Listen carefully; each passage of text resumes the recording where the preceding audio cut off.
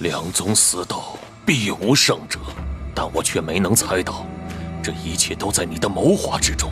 倘若万剑阁和星辰古宗不存野心，纵使我如何挑拨，你们都不会走到这一步。野心者为权为利，没想到过了18年，我依旧没办法彻底遏制住自己。如果我猜的没错，护宗大阵的陷落应该也是出自你手吧？你为什么要这样做？不管是挑拨万剑阁，还是调开星辰古宗，只为一个目的：救我母亲离开洛星渊。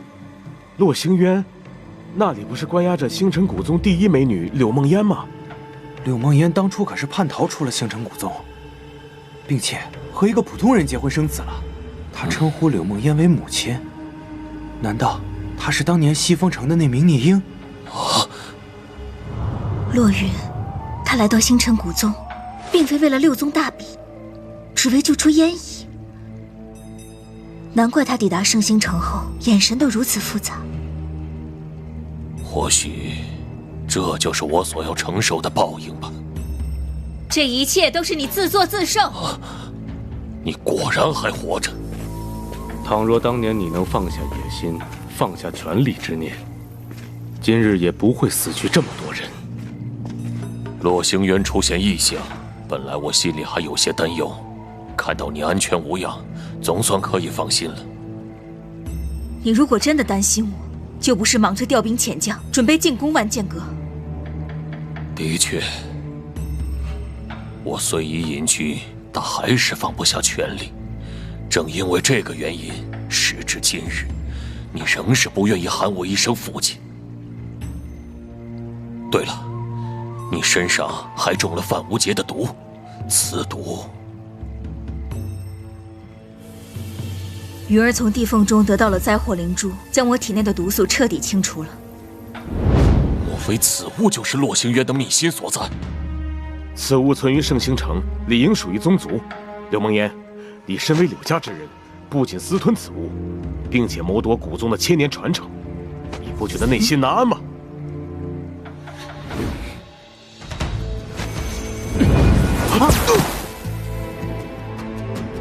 也敢对我母亲吆五喝六，不知死活！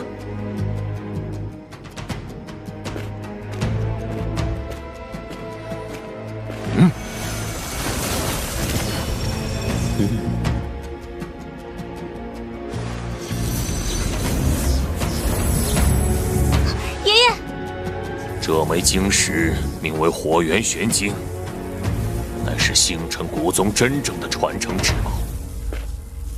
其余5大宗门同样拥有着本源玄晶，宛若一体，镇压着6大宗门的气运，更维系北荒域的天地平衡。天地本源分金木水火土光暗，乃是万物之根本。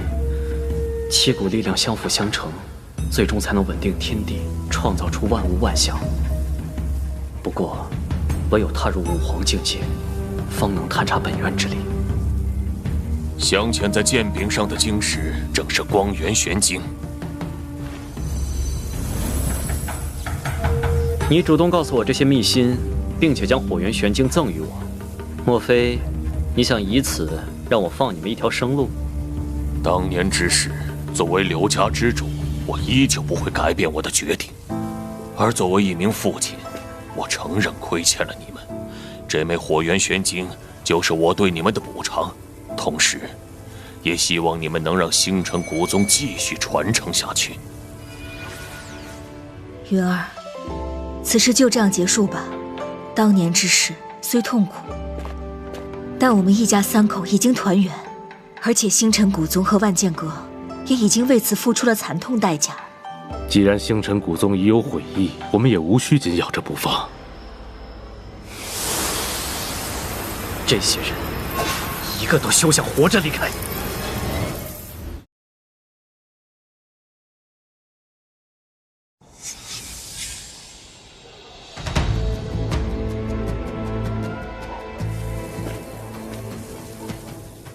这些人，一个都休想活着离开！当年，你们屠了我楚家千百人，今日星辰古宗折损10余万人，你们心中对我没有恨意吗？今日我放了你，日后你们很有可能对我实施残忍复仇。与其提心吊胆，不如将你们诛杀于此，永绝后患。我尊重你的决定，来吧。云儿，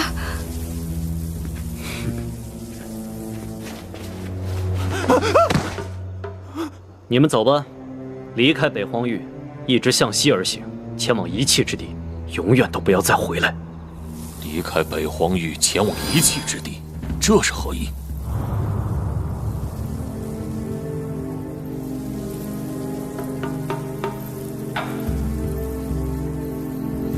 古籍中记载，在北荒域的极西之处，存在着一片荒芜地域，常年被黑暗所笼罩。一旦进入了其中，很难活着出来。这个洛云根本不想放过我们。洛云，你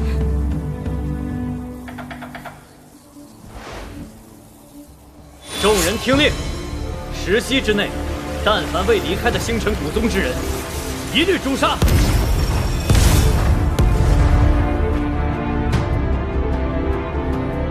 所有人听令，随我前往一气之地。此生再见。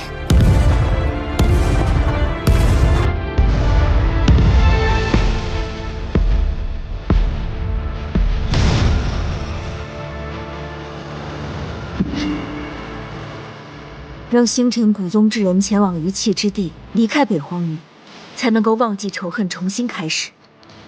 云儿，你明明有意放他们生路，为何不解释？你是不是有什么事情瞒着我们？母亲，我很好，你不必担心我。云儿已经长大了，她的所言所行必定有她的道理。更何况，对于双方来说，这已经是最好的结果了。至于打扫战场之事，交由你处理，绝不可有所马虎。林前辈，麻烦将莫前辈他们都安顿在万剑阁。鏖战许久，想必他们也累了。好。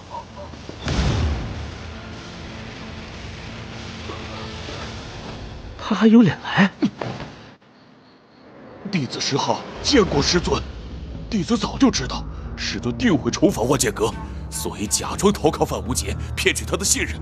刚才莫能出手帮助师尊，还望师尊惩戒。人之念源于心，从我收你入门开始，我就知道你的本心不纯。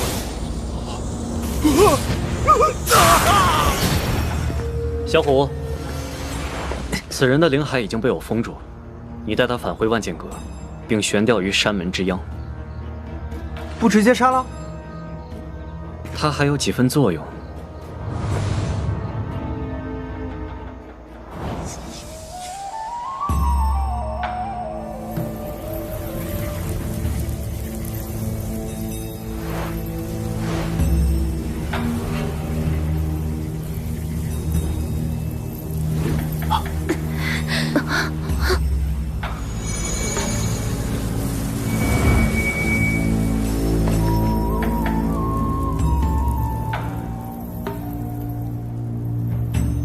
你们不是死了吗？看来我来的还算及时。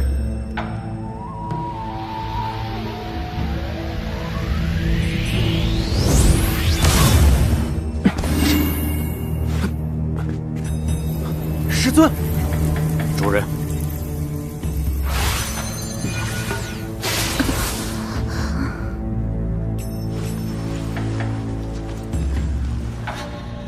程赤霄和秦秋墨居然没死，而且他们还唤师尊为主人。我们先离开这里吧，随后我再向你们慢慢道来。师尊，石浩不仅背叛了师门，还转拜范无节为师。此人看似憨厚老实，实则内心阴毒无比，你一定要小心他。我明白你们的担忧，一切都解决了。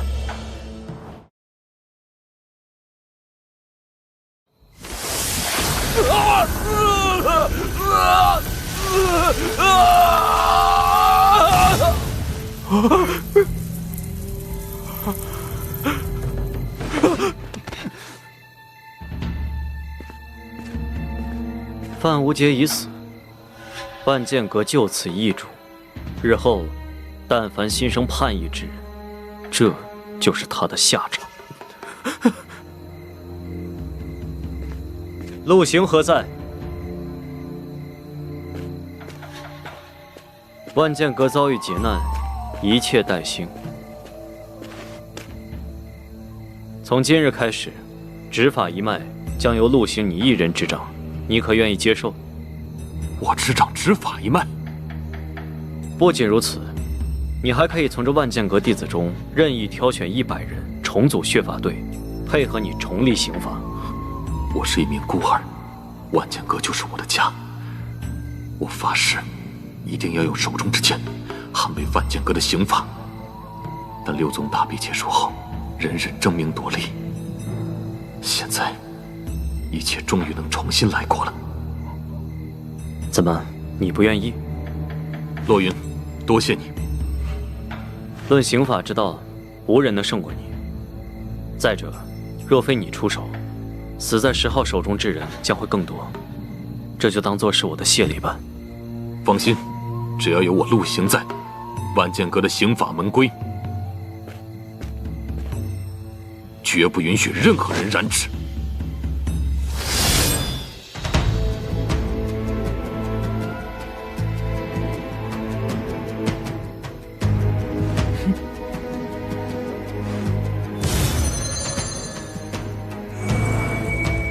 少主，你这是何意？在10号死前，我将玄帝剑意抽离了出来。只要你将这枚晶石纳入体内，就能继承玄帝剑意。少主，我的天赋太差，就算继承了玄帝剑意，也只是浪费。难道你觉得我会看错了人？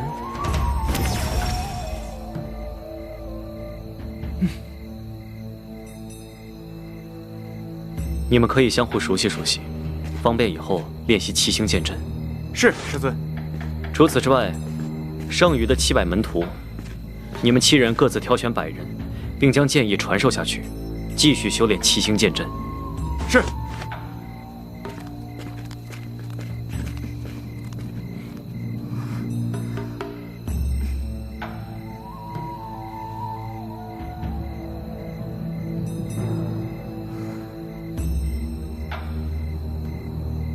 师尊，你认识武敬贤，并且被楚虎唤为少主，那你真正的姓名？你猜的没错，洛云只是我的伪名，我真正姓名唤为楚行云。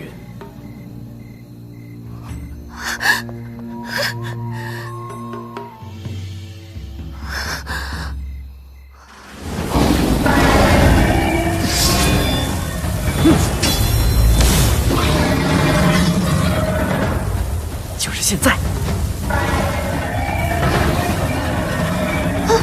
什么？不可能的！虽然我施展的第5层威力不及你的第4层，但是以点破面，足矣。装什么绅士？我才不要你的怜悯！随便你。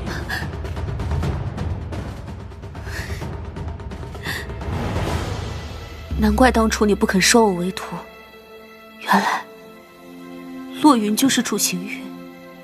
我先前对你的确心存芥蒂，但经过幻境考验，我对你重新改观，愿意收你为徒。原来那不是我，那我那些露骨的话，他不是都知晓？在流云皇朝，你我往日的一切都犹如过眼云烟。现在，你既然是我的亲传弟子，那么我自会尽力帮你走向剑道巅峰。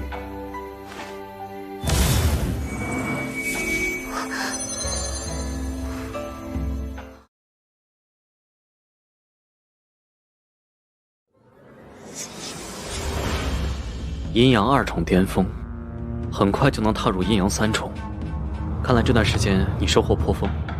侥幸，没想到你居然连星辰古宗也算计在内，并且暗中集结了恐怖势力，一举将2大宗门都收入囊中。星辰古宗和万剑阁的眼中都只有利益和野心，终究会走到这一步。而我，只是投机取巧罢了。千年宗门毁于一日，实在令人唏嘘。存地失人，则人地皆失；若存人失地，人地皆可存。虽说万剑阁已经变成废墟，但腐朽已除，香火未灭，自然能破而后立，绽放出更加璀璨的荣光。破灭的尽头，方为新生。广生，明日清晨时分，我会在万剑殿召开宗门大会，商议一些重要的事宜。到时候，你务必要到场参加。我一定会准时到场。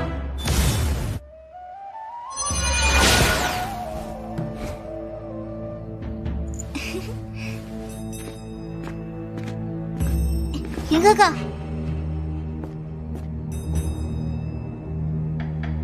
罗兰，我有些事宜要商议，你先回房静修吧。好。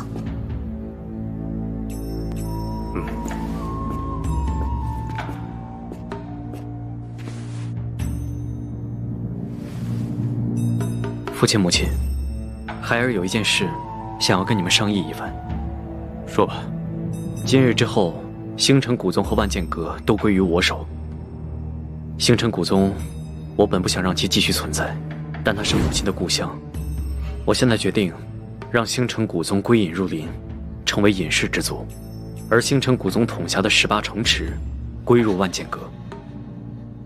权和利是世上最肮脏之物。多少人为了这两物杀妻灭子，人伦尽丧。当年之事就是最好的例子。若想家族恒远，唯有隐世而居，舍弃金钱和权力，方能潜心研究武道，成为流传千万年的不朽之族。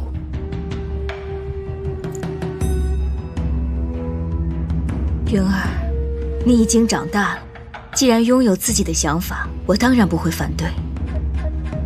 我和你母亲分离了10余年，现在终于相见。在这个过程中，我们看穿了许多声望、实力和权力，更不愿卷入腥风血雨之中。我自幼长于星辰古宗，18古城和5大家族的勾心斗角，我看得太多。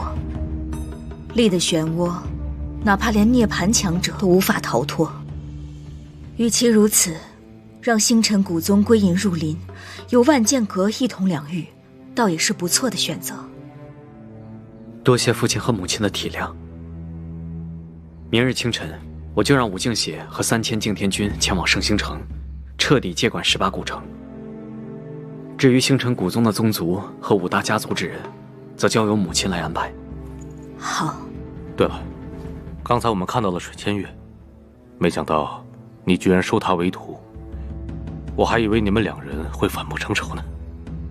这件事颇为复杂，日后我会慢慢细说。你们年轻人的事，我们不会过多插手。但不管怎么说，楚家和水家总归是姻亲关系。我听闻水重贤就在古剑城内，倘若他同意，我们想让他一同前往星辰古宗，这样对水家、对水千月和水流香都是最好的交代。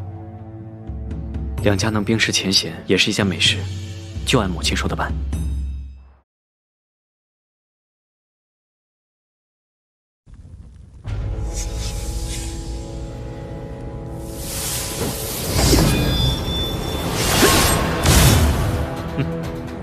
没想到，你居然能冲破黑洞中间的束缚，还真让我刮目相看。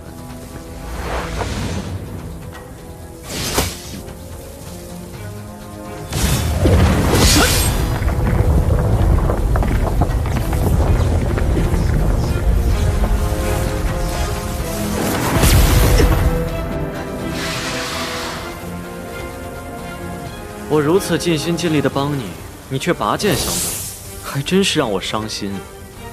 刚才若不是光渊玄经短暂遏制了你的魔影，此刻我还被你压制在黑洞重剑之中。我虽非人意志，但你借着我的身体，大肆杀戮无辜之辈，居然还说要我多谢你，可笑！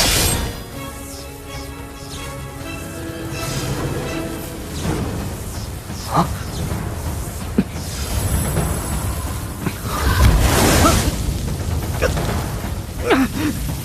我本是你的心魔，但就在刚才，你却败了。你可知为何？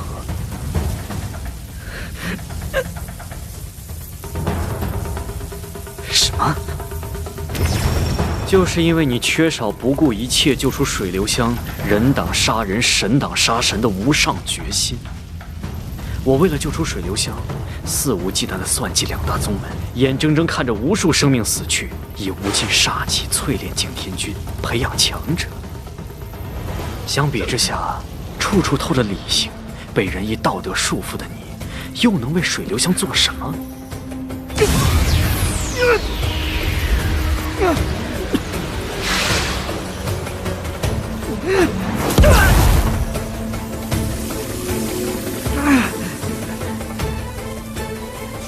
我想救出刘翔的决心何等强烈，绝不会输你半分。但君子有所为，有所不为，我绝不会像你为达目的，不惜屠戮万千无辜之人。看来你还是不懂，我最看不起你这种心存仁义道德之人，只会畏首畏尾，心生阻拦。你休想侵染我的心神！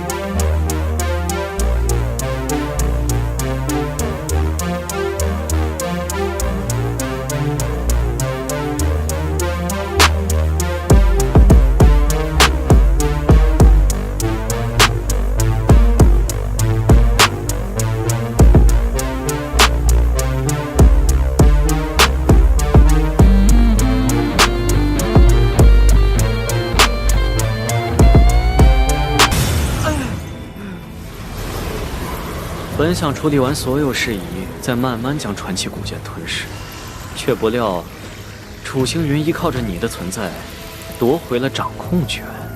看来天要亡你。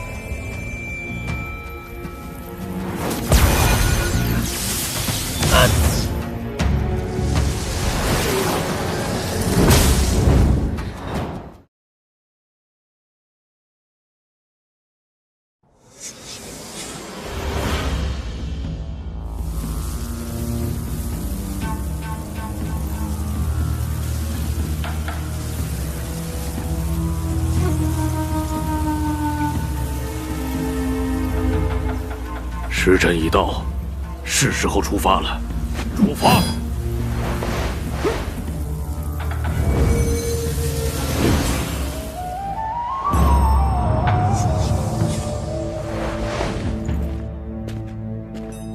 今天陆云剑主要召开宗门大会，不知道要发生什么大事了。希望一切都好吧。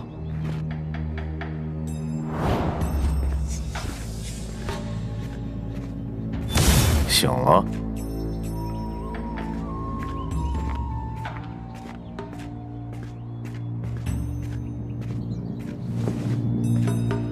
你居然突破到阴阳2重之境了！你这小子到底藏了多少地牌？恐怕再过几年时间，连我这个老头子都要被你比下去了。林前辈，走吧，是时候了。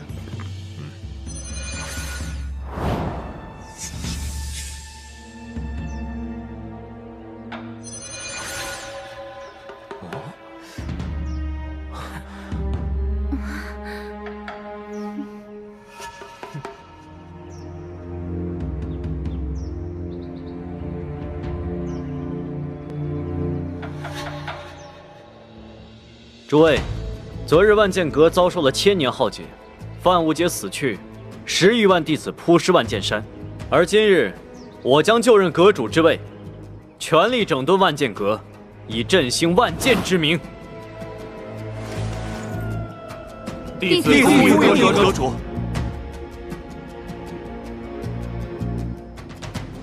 都起来吧。昔日，范无劫立下诸多门规，并立下18剑主统管万剑阁，但现在我决定撤去18剑主之位，改设10大长老，一同管理宗门之事。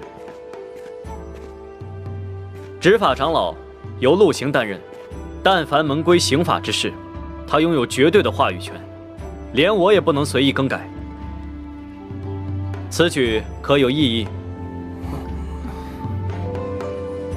至于传功一脉，对万剑阁意义重大，将直接关系到万剑阁能否兴起，所以，我决定立下7大长老共同管理事宜，而这7人分别是古玄清、陆凌、宁乐凡、陆清玄、陆清瑶、水千月和楚虎。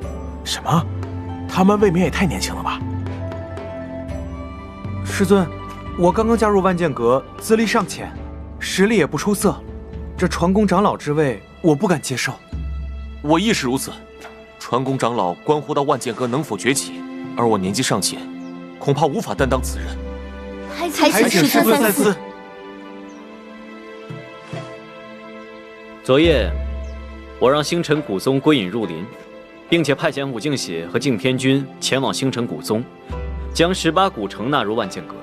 换言之，万剑阁将统摄18皇朝和18古城，不再独修光之剑意，而是统修7系剑意。好大的魄力！陆云剑主这是要将所有的剑道天才网络到万剑阁门下。每一名弟子缺少任何一系剑意，就会沦为平庸，永远无法踏上剑修之路。这种感觉，想必你们都清楚。你们现在的修为不高，但终有一日，你们都会成为独当一面的强者。我对你们很有信心。多谢师尊教诲，我愿意担任传功长老之位。弟子愿意担任传功长老。这些剑气的剑意相互凝聚，最终便孕生出了剑灵。它的存在，汇聚了3000万剑气的残缺剑意，光是弥漫而出的杀意，就足以让天地为之色变。只不过这道剑灵只是雏形，连意识都未形成，难以有所作用。而此时的万剑阁，既要重整宗门，又要镇压宗域，若未能顶住压力，万剑阁必将覆灭，尸横遍野，再无昔日荣光。所以，整顿万剑阁，肃清宗门风气，乃是迫在眉睫的大事，而我需要你的帮助。好，我愿意担任大长老之职，只要有我在，定会帮你管理好万剑阁，绝不让你失望。泱泱万剑阁，并不属于我一人，而是属于我们。好了，你暂时先去万剑殿，帮我统管剩下事宜。我需要在此修炼一番。好，你小心。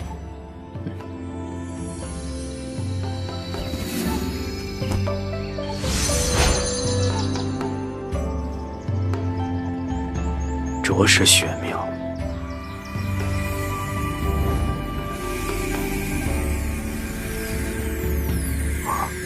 剑灵的体内好像存在着什么东西。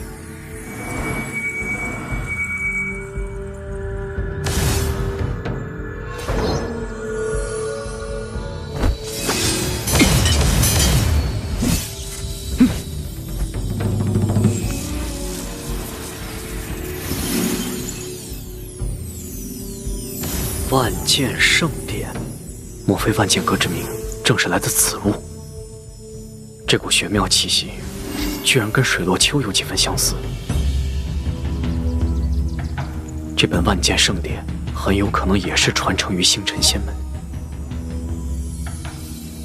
这万剑圣典好生玄妙，它虽是一本古籍，但给我的感觉却宛若一柄剑，包罗万象之剑。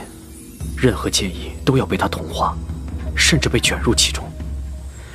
一名真正的剑修，他们所领悟的剑道，皆是来自本心。唯有走出自己的剑道，方才有意义。我绝不能受到它的影响。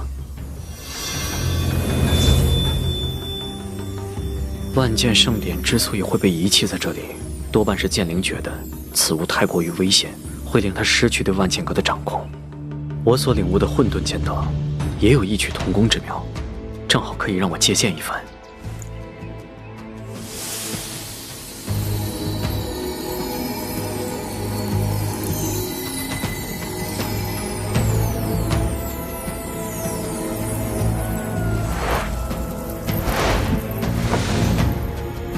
一剑即是万剑，一念便是万念。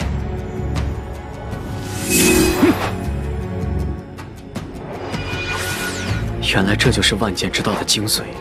万千剑道本为一体，也理应融为一体。相比之下，混沌既是一剑，亦是万剑，无任何规则，也无任何束缚。斩！万物有序，混沌无序，但存在于世间的任何事物，皆是从无序化为有序，再从有序化为无序，这就是混沌。一剑化混沌，搅乱天地虚空。那这一剑就名为翻天式吧。以万剑盛典作为参考，短短3日时间，就让我参悟到了混沌之意，正式踏入混沌剑道。而且刚才那一剑，由武灵之剑催动开来，威力都如此恐怖。倘若以黑洞重剑来施展，威力定会增强数倍。还是把你留在这里，静待有缘人吧。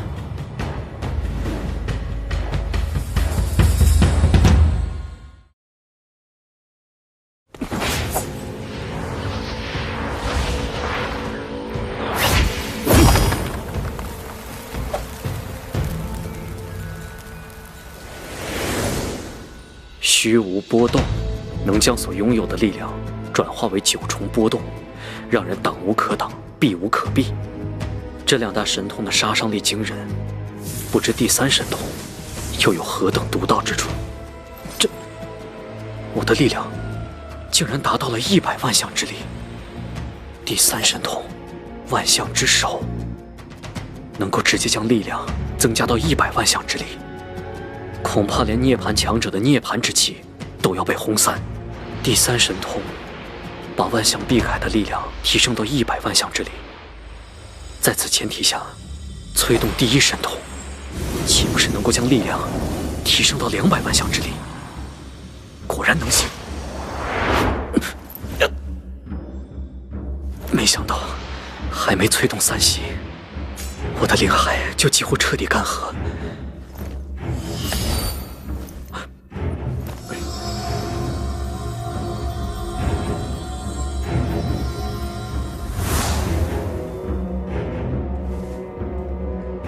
唯有涅槃强者和武皇强者，方能发挥到极致。哎，这些小孔排列方式，竟与北斗七星一致，而这个形状，光源玄晶。果然如此，本源玄晶蕴含本源之力，万象碧铠上的7道小孔，恰恰对应7大本源玄晶。难道说？此刻的万象碧铠，并非最终形态。果然如同猜想的那般，7枚本源玄晶，乃是万象碧铠的一部分。它们的存在，就犹如力量核心，能为万象碧铠提供源源不断的力量。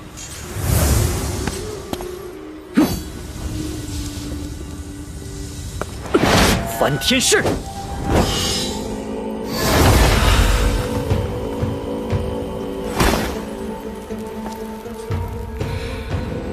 光源玄晶和火源玄晶的力量何等惊人！按正常来说，力量绝非如此。这是金龙皇气。没想到此时的万象碧铠已经进入了下品皇气层次，难怪我阴阳2重的修为无法发挥其精髓。本源玄晶就存放在其他宗门之中，若我能不断收集万象碧铠，恐怕能位列地兵层次。是，我现在的实力，若全力一战，阴阳境界应该难寻敌手。但我凭借一人，终究难以对抗1大宗门，唯有依靠其他的外在手段，才能缩小这一差距。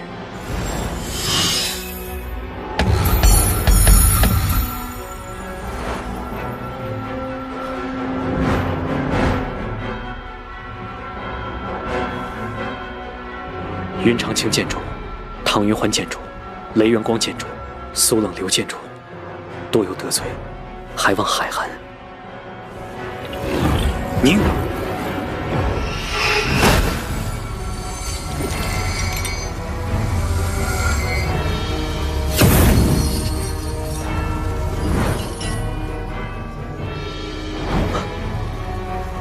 成了。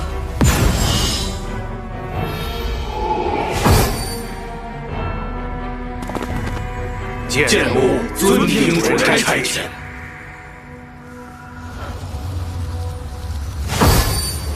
涅槃强者已能感悟天地规则，体魄经过雷劫的洗礼后，更是强横无匹。莫非凝聚剑奴的过程也是有所不同？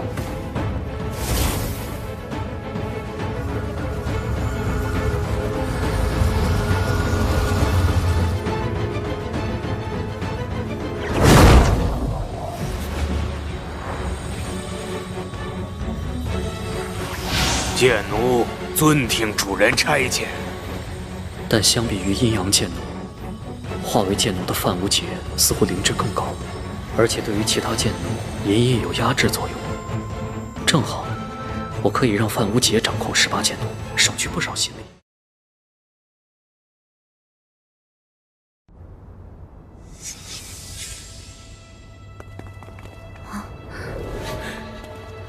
弟子王典见过阁主。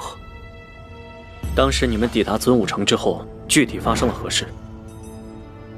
当时我们按照大长老的吩咐，向前武皇朝宣扬新的主权，岂料对方情绪极其激动地喊着，不愿意接受玩弄手段之人掌控前武皇朝。随后对方偷袭，我方9名师兄当场身亡，我也被抓了起来，惨遭酷刑折磨，连灵海都被钱印一拳轰碎。卑鄙至极！打碎你灵海之人名为钱印。没错，几日前，钱少身患重疾，病床不起，钱印就此替代君主之位。当日我们刚抵达尊武城，钱印就多次出言辱骂万剑阁。此事我已经知晓，你先退下养伤吧。是。前武皇朝崇尚武道，而执掌朝政的钱印又是阴狠之人，他应该是想要震慑我们，以此谋取利益。我同意楚虎的看法，对于如此之人，我们绝不能忍其姑息。我建议强攻尊武城，以胜服人。万剑阁经历了改朝换代，我们可以利用这一战，威震18皇朝。万剑阁经历过浩劫后，必须树立宗门威严。但是对于前武皇朝兵变一事，我感觉还有许多的疑点。3日前血战结束，万剑阁归我统摄，而钱少突然病重，由钱印掌控前武皇朝，时间未免也太巧了。此乃疑点1。疑点2，钱印生性阴险，好玩弄手段，但他对待万剑阁强硬而又无情，根本不像是谋取利益。疑点3，他故意放王典一条生路，废而不杀，似乎是为了激怒我们。那依师尊所想，此事还未调查清楚，一切都只是猜想罢了。我准备亲自前往尊武城，彻底调查。阁主，此事本由我负责，现在出现了事端，也应当让我处理。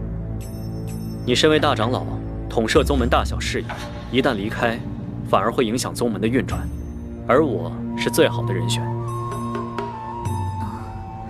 好了，你们就当这件事从未发生过，切忌走漏风声，影响宗门运转。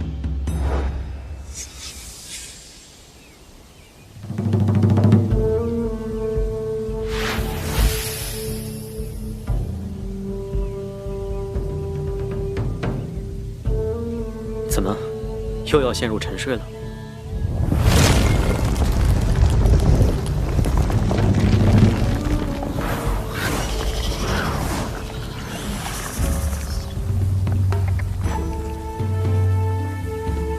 两宗血战，你虽没有参与，但却私吞了不少灵脉。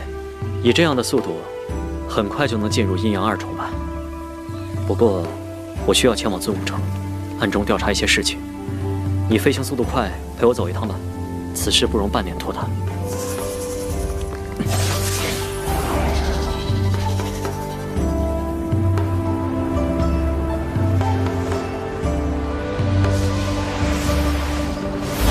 先起涟漪，后现裂痕，难道说？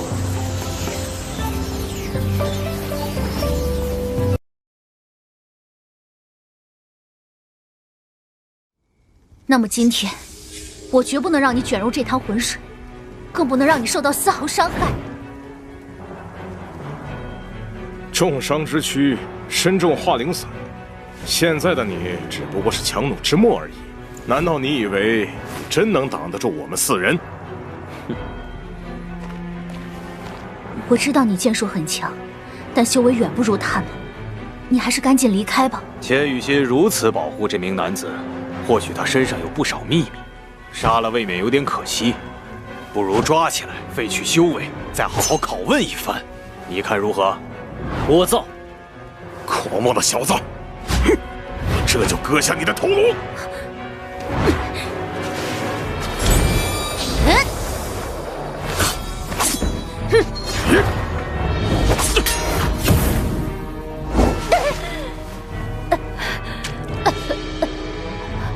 我只能撑一会儿，你怎么还不走？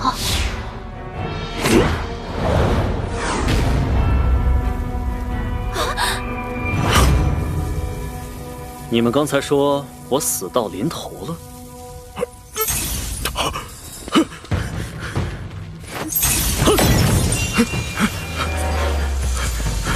我的身体！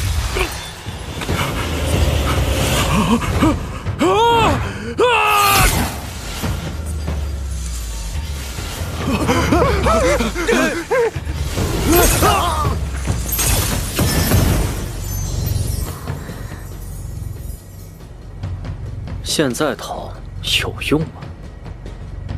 难怪你如此淡定，你的实力好强，能一招灭杀4人。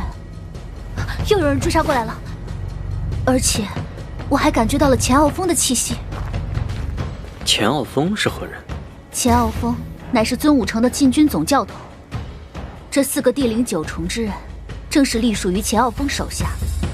而钱傲风是货真价实的天灵3重强者，倘若我们被他逮到，必死无疑。区区天灵境吗？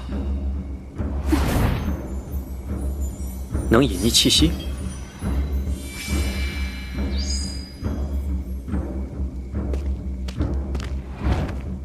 别说话，立刻跟我走。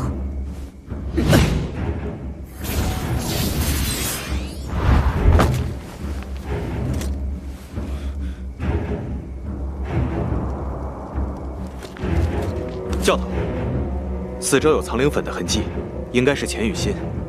不过，钱雨欣还不足以灭杀4人，应该是有高手相助。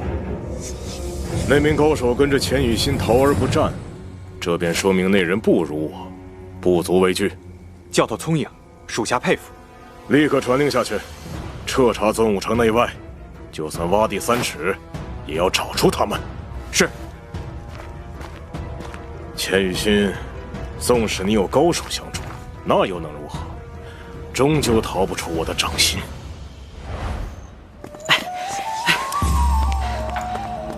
我们已经安然来到尊武城了，你的手可以松开了吧？不好意思，我一时没注意。我们要去哪里啊？醉仙楼。醉仙楼位于尊武城的中央处，隶属于尊武城世家之首叶家。即便皇族到来，都不会搜捕。古语有言，最危险的地方就是最安全的地方。这次针对我的封锁行动，连阴阳强者都参与其中，我们根本不可能突出重围。所以，我们一定要藏匿身份。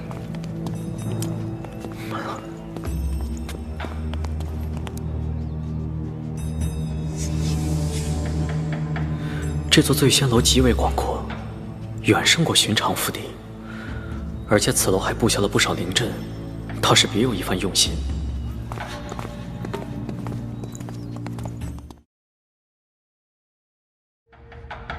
想必诸位都认识老夫。今日的拍卖会由老夫亲自主持，废话就不多说了。今日的第1件拍品，名为锁灵古刀。一闻王启，此刀挥出能封锁虚空中的天地灵气，让对手措手不及。起拍价50万灵石，每次加价不得少于1万枚灵石。60万枚灵石，65万枚灵石。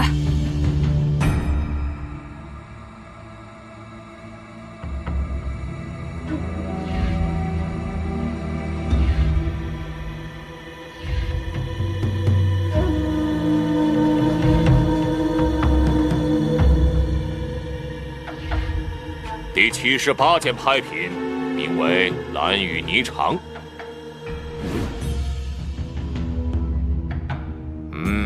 这件蓝羽霓裳由蓝羽灵鸟的灵羽编织而成，水火不侵，全力催动下还能够凝聚灵鸟之魂，使得速度大大提升，是一件不可多得的难得王器。其拍价300万灵石，每次加价不得少于1万枚。竞价开始。320万枚灵石，330万枚灵石。霓裳，天域霓裳。刘香，你还好吗？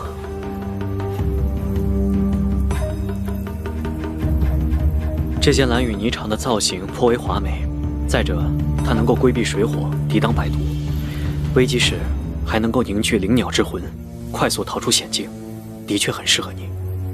倘若我能够得到，就能轻松躲避追杀。370万枚灵石，500万枚灵石。此人是云家家主，手中掌握着数条上路命脉。既然他已经看上了蓝羽霓裳，就绝不会放弃。他说的没错，只要是我看上之物，就绝不会放弃。你们斗不过我的。不自量力。你是否心仪此物？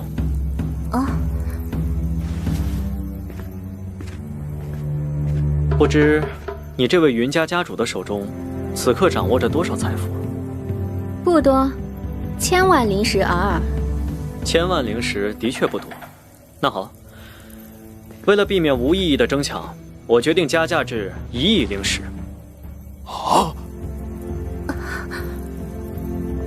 ！1亿灵石，买一件无文王器，你疯了不成？你若想竞价，直接开口便是；若无力竞价，就给我闭嘴。你！惠博他人一笑豪掷万金，果然让人动容。只不过我看你衣着普通，修为平平，这1亿灵石，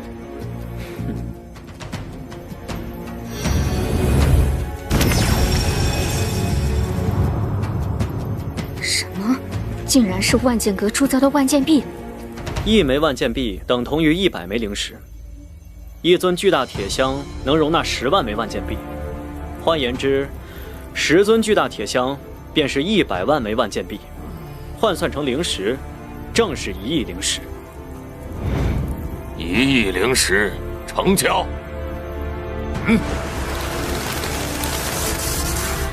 这件蓝羽霓裳将归这位少侠所有。尊武城什么时候出现了如此了不得的人物？你收下吧。这太贵重了，这是报答你当年以及先前帮我逃离的报酬。是你自己打败了那4人的。这份助人的心意，远比这些灵石贵重。谢谢。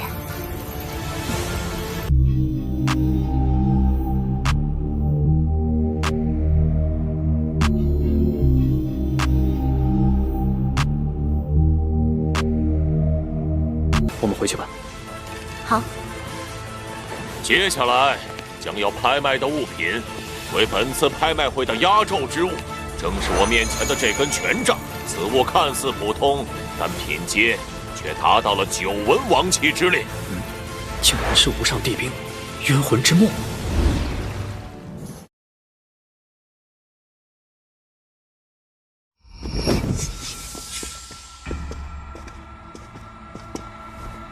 不愧是9文王器，气息好生诡异，绝非一般古木锻造而成。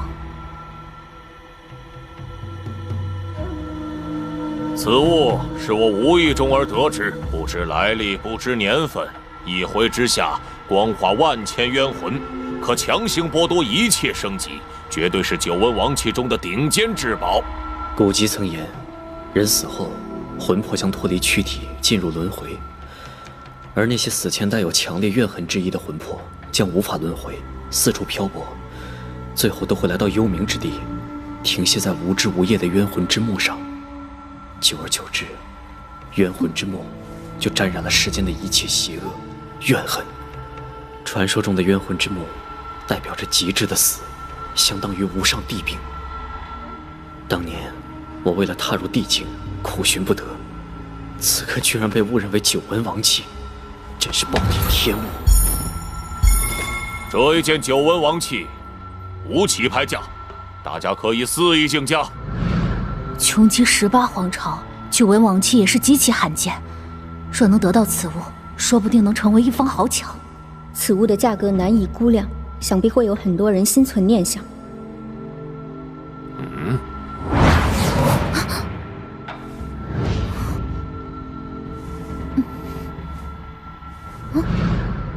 人呢？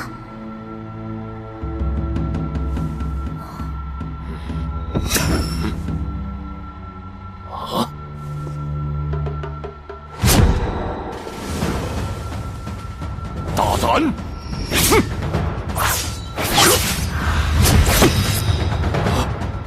好快！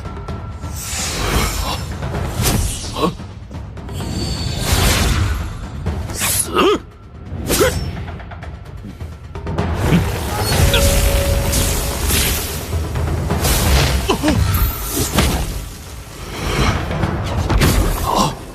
这是天地之力，吃过了我数十年的修炼臂掌，竟然松动了。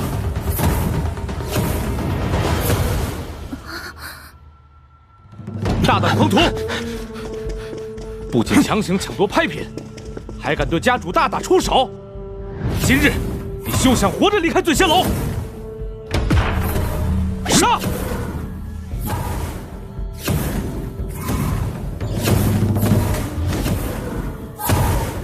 住手！叶长空就此叩谢恩公赐予，刚才的冒失举动，还望恩公莫要记挂于心。恩公，他不仅强行夺走权杖，还对叶长空出手，实在是胆大妄为。叶长空却唤他为恩公。恩公，若你看上了这根权杖，尽管拿去。此物在我手里，也只是暴殄天物。什么？一件珍贵至极的九纹王器，就这样拱手送人？你们还不快滚开！谁敢拦恩公的路，我就杀了谁！恩公，请。我们走吧。叶长空恭送恩公离开。家主，人已经走了。酒囊饭袋！我修为停滞不前，寿命也所剩不多。只要我一身死，叶家将大乱。而经过恩公的点拨，我必将踏入阴阳境界，寿命大增，相当于给了叶家一次新生。你们还未搞清状况就出手，愚蠢至极！传令下去，所有叶家之人立刻返回府邸，我有大事要宣布。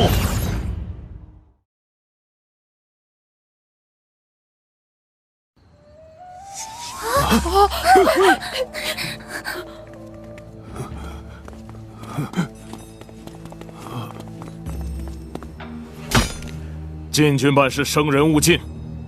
若胆敢违抗者，当立诛。你们是谁？我衣服还没穿呢！哎，这是我东西，还给我！钱教头，你这是？我奉君王之命，追杀大逆不道的逃犯。经调查，那些逃犯就躲藏在醉仙楼内。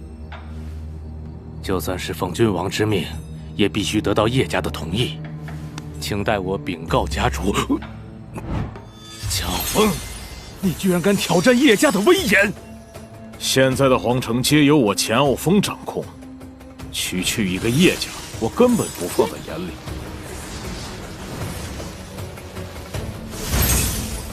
等叶长空那个老家伙出关后，也要死在我的手里。死了！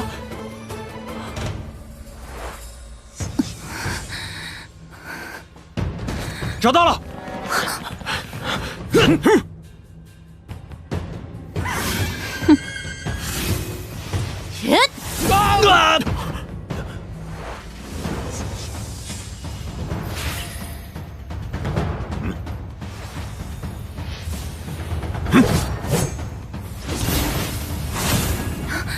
这件王器很是不错，居然达到了5文之列，应该是那位高手买给你的吧？高手？我不懂你在说什么。我的眼线遍布尊武城，你以为这句话能骗得了我？又或者说，那人知道我亲自到来，吓得逃之夭夭了？你给我闭嘴！拿下他！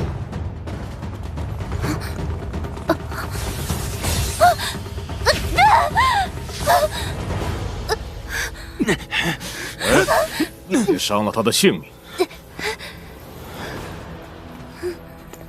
如此国色天香的女人，倘若不认真享受一番，岂不是白白浪费了？你敢！我为何不敢？那人为了你豪掷万金，买下这件蓝羽霓裳。倘若他知道自己心爱的女人就要沦为卑贱的床奴，不知心里是什么滋味。愚蠢！我和楚行云只是萍水相逢，你以为抓了我就能逼他出来？是吗？那我就试一试。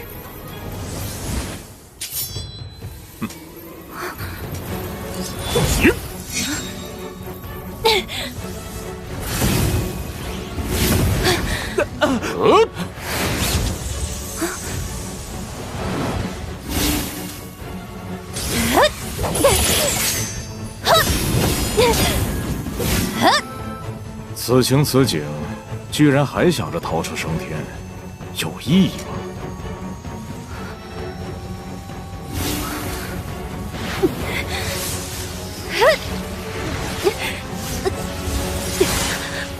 终究要走到尽头了吗？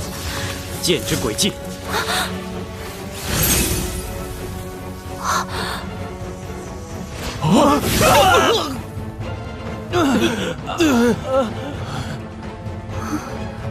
好生强悍，这就是剑之轨迹。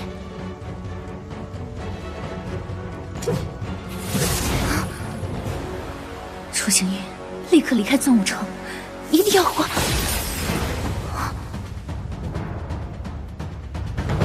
楚行云，你怎么出现了？刚才的感觉，千万不要忘记，以心御剑，便能看到剑之轨迹。刚才那声音，难道是你发出来的？你做得很好了，接下来的一切就交给我吧。交给你？你区区一名地灵7重之人，居然说出这番话，就不怕风大闪了舌头？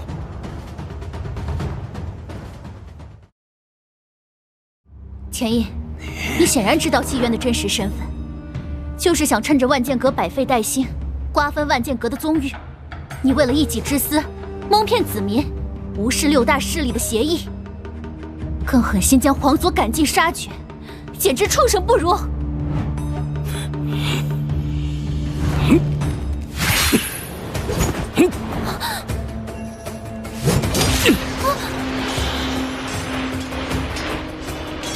堂堂副门主不仅暗中挑拨，还要出手偷袭，真是笑煞我！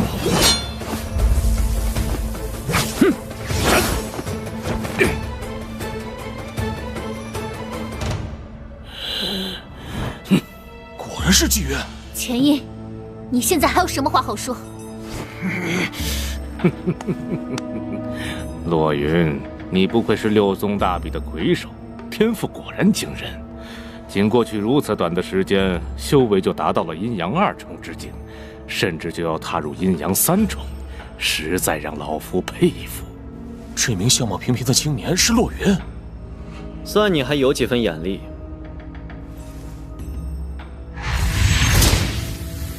哼，他真的没骗我，他真的是洛云。最重要的是，洛云剑主的相貌俊逸如妖，哪怕是一名绝美女子都会感到自惭形愧。而你，既然她是洛云，那么我之前所说的话，岂不是？身为万剑阁阁主的你，不但易容改颜，还没有任何强者跟随，未免太可怜了点儿。又或者说，你手下根本没有拿得出手的强者，只能亲自到来。这，居然能避开我的偷袭，不错不错。哼！连神霄殿的长老夏云清也来了。看来大罗金门的林元礼和神霄殿的顾玄风早已计划好，派出了纪渊和夏云清潜入尊武城，暗中挑拨，动摇我万剑阁的统治。哼！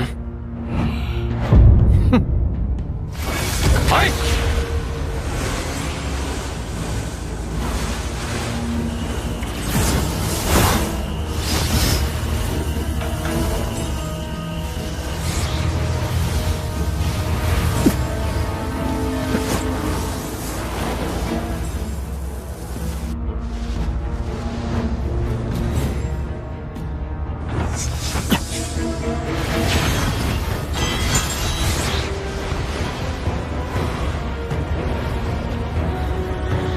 斩空灭灵阵位列7级层次，源于上古，是神霄殿的绝密杀阵，催动到极致，即便是阴阳强者都难以抵挡。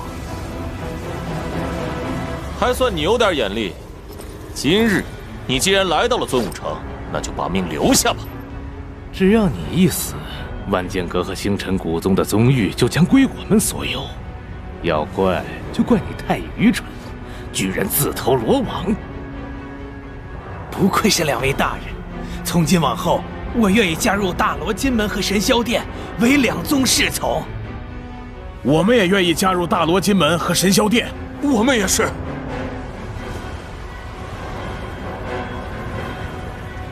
你们想杀我？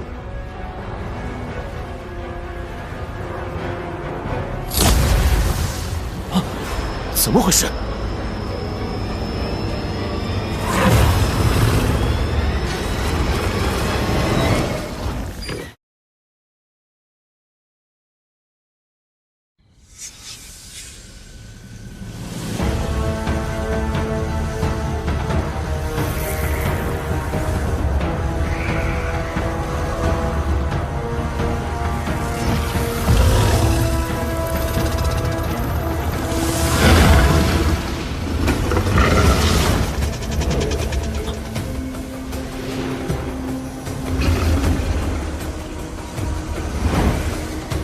一群饭桶，还愣着做甚？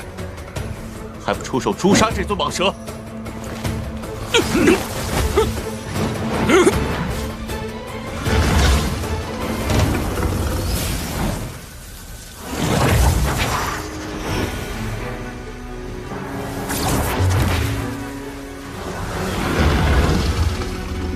空间之力。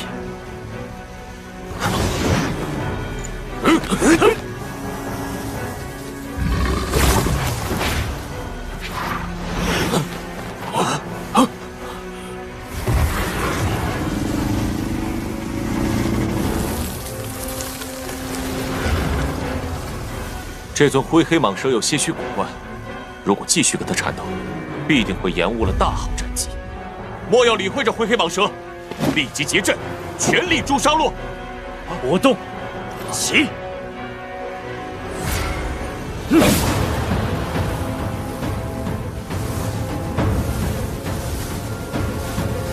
好生诡异的力量！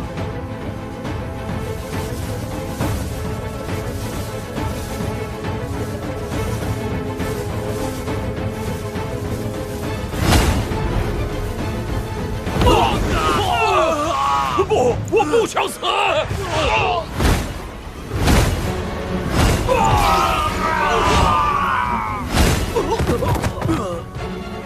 撤！晚了。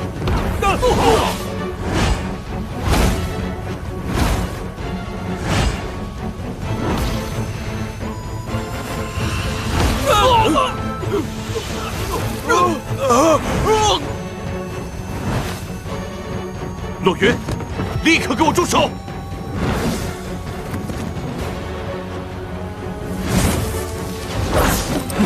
许力，云山。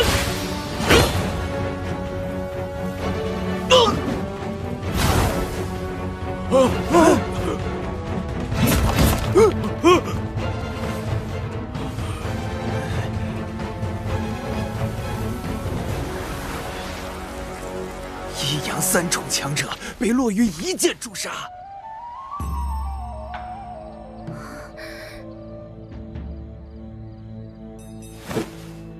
我进入阴阳2重后，黑洞重剑达20万斤，手臂上的万象碧铠也晋升至下品黄气，而且刚才那一剑蓄力后，力量达到18万象之力，就连涅槃境也可以战，杀一个阴阳3重的夏云清，何难之有？下一个就轮到你了，洛云，我的修为达到阴阳7重，绝非夏云清可比。你觉得你能杀我？不是觉得，是一定能。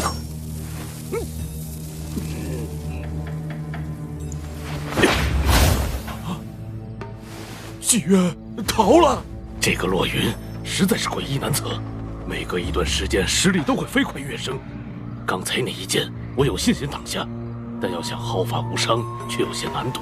眼下计划已经彻底败露，留在尊武城已经没有任何意义。当务之急就是将洛云的信息立即传到宗门，绝不能让此子继续成长下去，否则将来必成大患。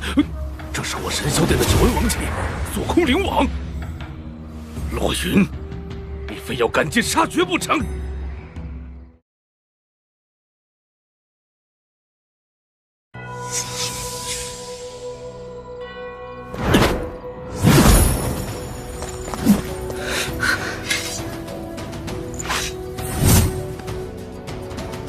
今日之战，我3次催动了万象碧铠，若不是光源玄境和火元玄境的帮助，恐怕此时的我已经力竭而亡了。洛云阁主，阁主，您没事吧？千印，你所依仗的夏云清和纪渊已经死去，还不把黄泉交出来？交出黄泉？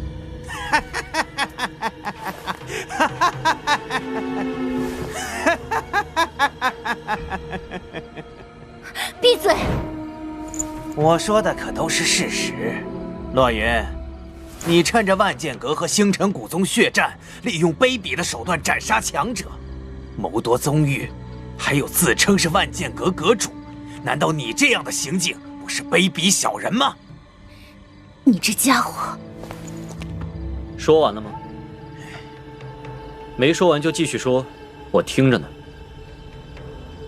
取而代之所需要的，除了实力之外，还需要庞大的势力。你不要插手，才能镇压一方，维持宗域的不断运转。而这2点，你都不具备。可不正是如此？以你的实力，虽然能连越5级，一举斩杀纪渊和夏云清，但你要是遇到了他们身后的大罗金门和神霄殿，还不是瞬间就被杀死千百回？正因为这一点，我宁愿背叛万剑阁，臣服于大罗金门和神霄殿。无时无事的你，拿什么抵挡2大宗门？又拿什么抵挡2大涅槃强者？到头来，不过是将宗域拱手相让而已。试问，像我这样的尊贵之人，难道要将皇权交给一个莽夫，或是一个下者？与其如此，我倒不如主动覆灭前5皇朝，这样起码不会遗臭万年。就是说的没错，我们才不能将皇朝给这种卑鄙的家伙。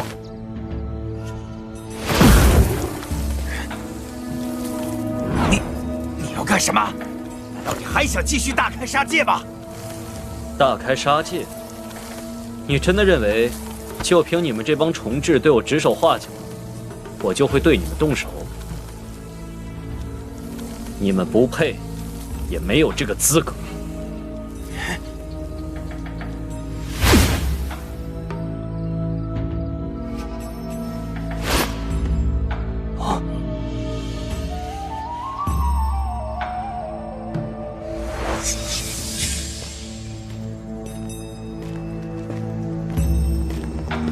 阁主，阁主，你为何不杀他们？明明没有理由让他们活下去啊！不是不杀，而是时机未到。这些人只不过是些虫豸，只要我想，随时都能取他们性命。但如果真的杀了一众势力之主，那18皇朝的秩序就会被完全打乱，而我在18皇朝面前的地位也会一落千丈。强行收取18皇朝虽说不难，但如不让他们心甘情愿地屈服于我，只会让今后万剑阁的发展变得难上加难。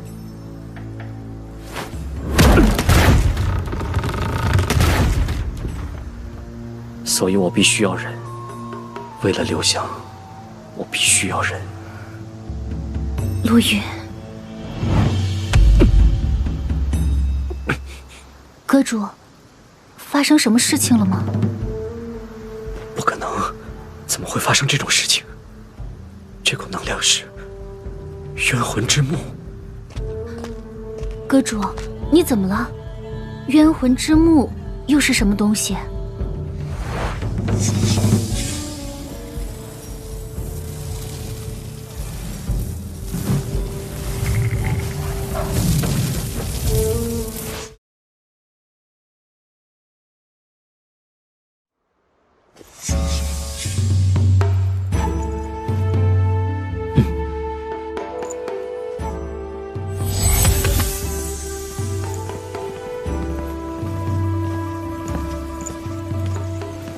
这就是九尾仙狐武者的力量。自将九尾仙狐武灵交给水千月，才过了几个月，居然就已经将其融入到自己体内了。在九尾仙狐武灵的影响下，气息有了很大变化。但虽然为狐，却是狐仙，一举一动都超凡脱俗，不禁让人在心中想去注意。见过阁主，见过阁主，见过阁主。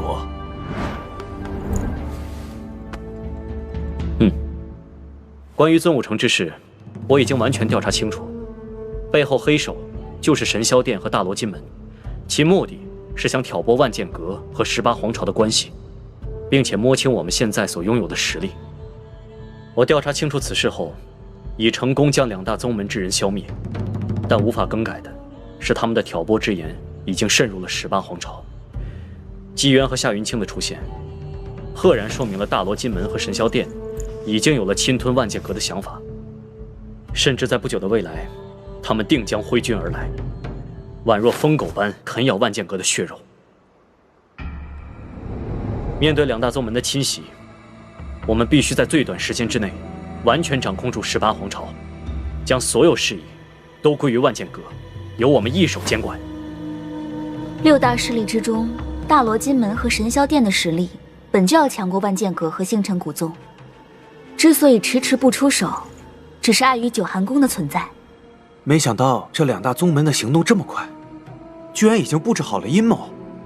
我们面对着大罗金门和神霄殿，胜算渺茫，唯有强行掌控18皇朝，将所有力量集中起来，才有一线生机。但是，刚刚遭到挑拨的18皇朝，又岂会赞同此事？报！居然敢扰乱宗门大会，你好大的胆子！让他说。阁主，18皇朝内突然爆发了一场恐怖的兽潮。兽潮？无论是哪座皇朝，还是18皇朝，各地都爆发了兽潮，而且这股兽潮的规模是100年难遇，现在是不是已经逼近万剑阁，并且将把万剑阁与外界隔离开了？我这次回来的目的，正是因为这次兽潮。兽潮爆发虽然是一件灾祸大事，但同时也是我们万剑阁的一次机会。如今兽潮已经爆发，并且毫无征兆可言，18皇朝必将一片混乱。这个时候，我们以万剑阁的身份出手，帮助所有难民弟子逃离危险，给予他们安住之地。试问，他们又岂会继续鄙夷万剑阁？你们每人统摄2座皇朝，恰恰为18皇朝。至于如何调配，我并不想理会。至于狂生，你就负责侦测这次受潮的危害性，并且记录变化。出户，你的修为还未踏入天灵境界，处理受潮的事宜难免有些吃力，所以我决定与你一同遏制受潮的蔓延。多谢阁主。你们还有何问题？既然无事，那就出发吧，莫要耽误了时间。明白了。遥想当初，你只是一名落魄家族的家主，家徒四壁，手无权势，但居然在短短数个月时间，瓦解水家，振兴家族，并且成为西风城第一天才，连城主都被你收服。此时此刻，你已是高高在上的阴阳强者，一举掌控18皇朝和18古城，坐拥浩瀚宗域，一声令下，万千人俯首屈膝，不敢不从。世事确实奇妙，但世事也变幻无度。我做的一切，只是为了完成心中所想而已，并没有你说的那么高尚无私。只要随着时间的不断推移，他对冰心绝情诀的领悟会越来越深刻，所拥有的念想也会彻底消失。只要时机成熟，我就会立即强行夺取他的身体。到那个时候，我会直接湮灭水流香的一切意识，完全继承九寒绝脉以及这具年轻的躯体，所有的危险和隐患都将不复存在。既然师尊有把握，徒儿也不再多言。千寒，自从六宗大比结束后，你就一直心不在焉。这次闭关后，修为虽有进步，却未能发挥出所有潜力。你是不是有什么事情瞒着我？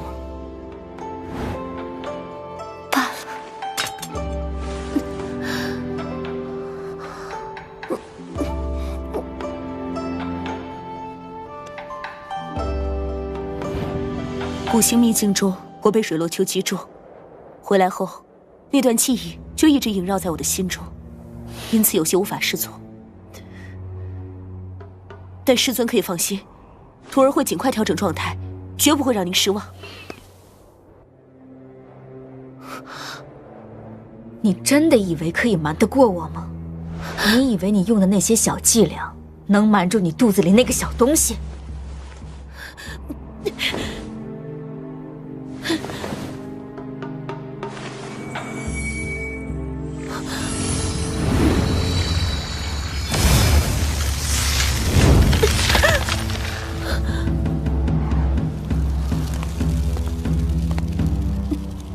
师尊不要！这孩子是谁的？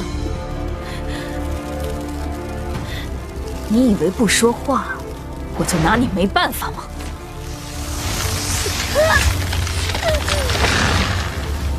你身为我的徒儿，九寒宫的圣女，竟做出如此大逆不道之事，真是愚蠢至极！你立刻说出孩子的父亲是谁，不然我饶不了你！师尊，千错万错都是徒儿的错，不要惩罚徒儿，徒儿别无异议。但孩子和他都是无辜的。逆徒，触犯门规还要包庇他人，你以为我不敢杀你吗？师尊，还请您开恩。闭嘴！逆徒，真是逆徒！你可知这是何处？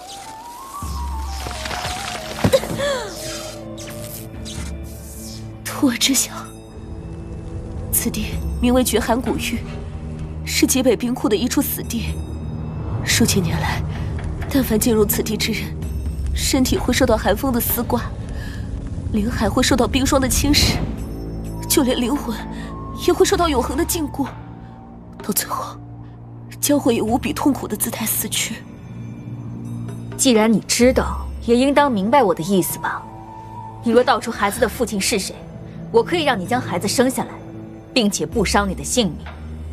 相反，若你继续执迷不悟，你就带着你的孩子以及那愚蠢的想法，活生生惨死在绝寒古域之中吧。选择吧。是死在绝寒古域之中，灵魂被冰封住，无法轮回，无法游荡，白白断送自己的一生，还是告诉我孩子的父亲到底是谁？千寒不孝，未能尽弟子之本分。师尊为我所做的一切，千寒会时刻记在心中。来世，我愿做牛做马偿还。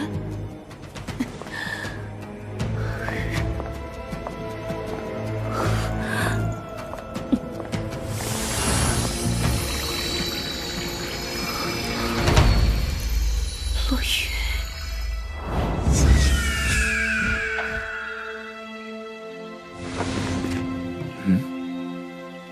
感觉刚刚似乎有人在叫我，可能是幻觉吧。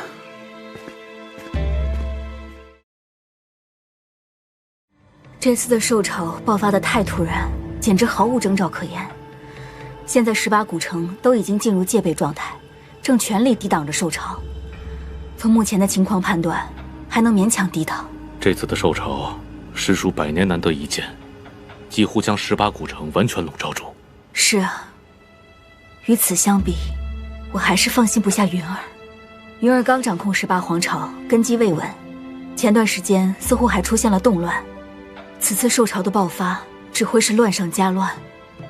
既然18古城面临的兽潮尚能控制，不如你我立即前往万剑阁，一同协助。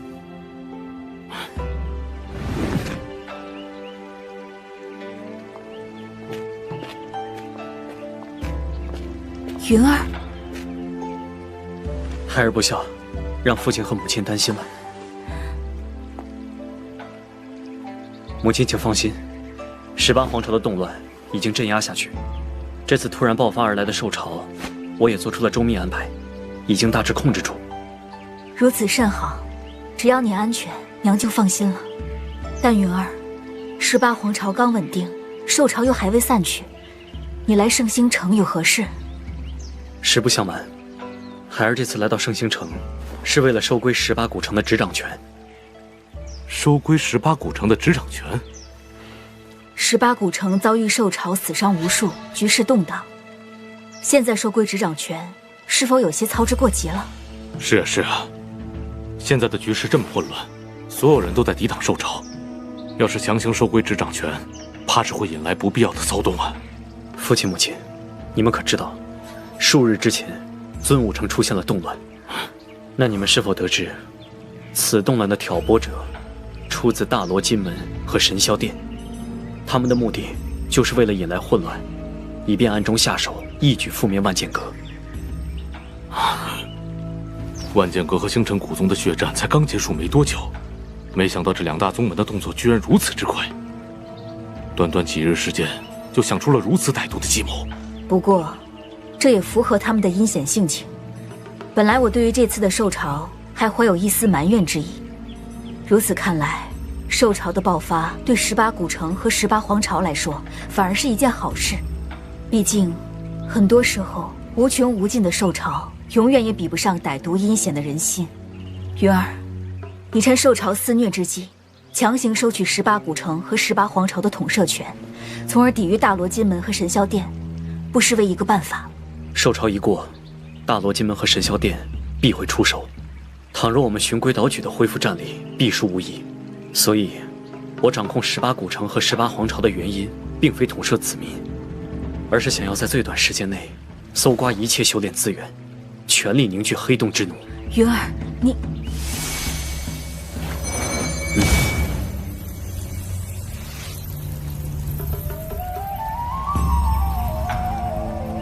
这是范无劫。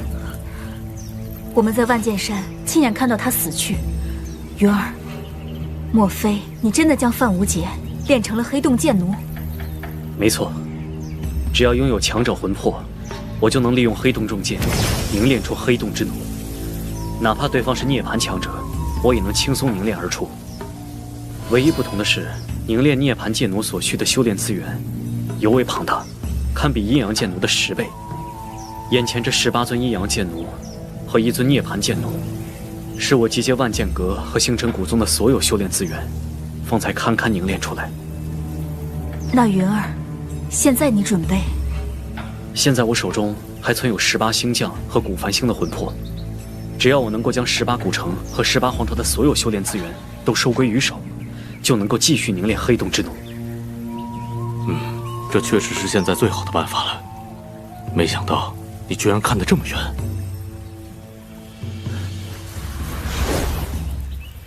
这次血战之后，两宗已经损失了无数精锐，而面对大罗金门和神霄殿的野心，如果我们不快速缩短双方差距，那么结果就只能化作砧板上的鱼肉，任人宰割。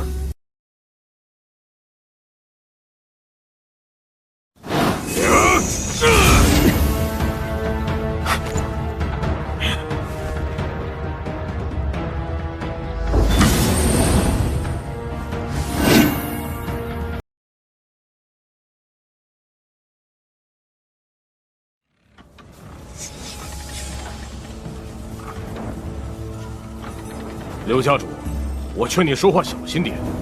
圣星城可不只有你柳家。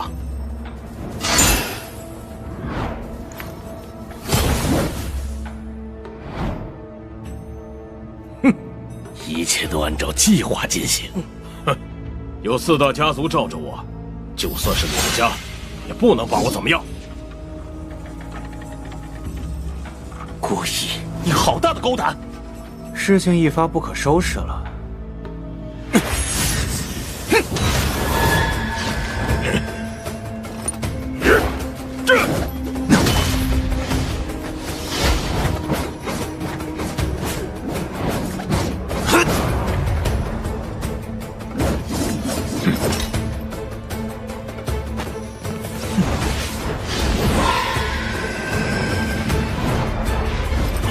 你退下。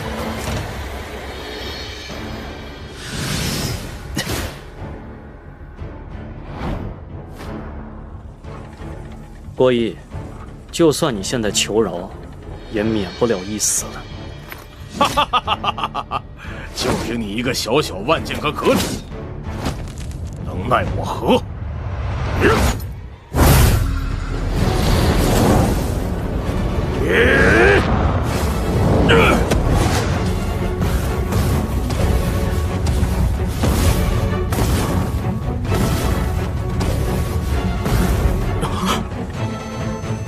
死了吗？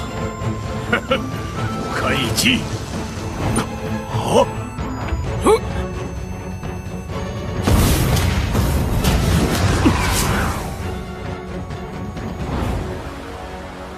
认清了吗？这就是你我之间的差距。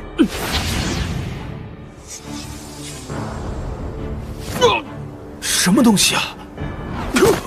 好像是个人。你不要过来，求求你了！郭毅，你屡教不改，我曾经给了你改过自新的机会，但是你仍勾结4大家族欲谋害我，而且还对我母亲出言不逊。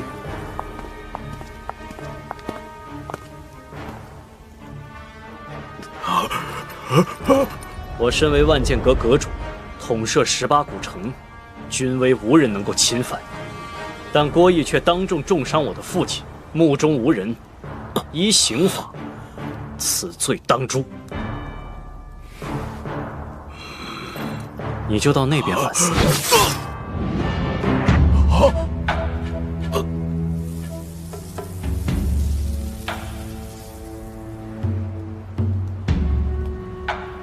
洛渊阁主不愧是6宗大比的魁首，实力果然强横。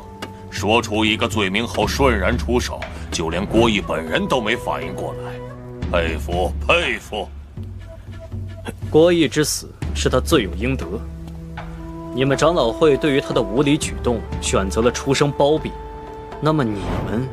阁主此言差矣，这郭毅是罪有应得，死有余辜，我们4大家族可与他毫无瓜葛呀。4大家族这么快就与郭毅划清界限，明显是在诱我出手。只要我对4大家族动手，他们就可以名正言顺地拉拢群众进行反击，绝不能上他们的当。我们走吧。师尊，你恭送洛云阁主。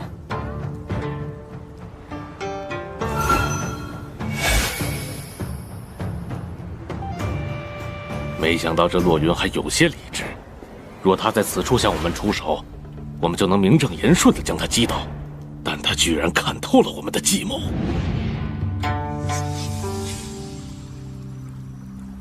岂有此理！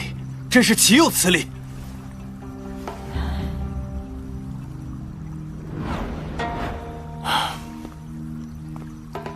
云儿，刚才难为你了。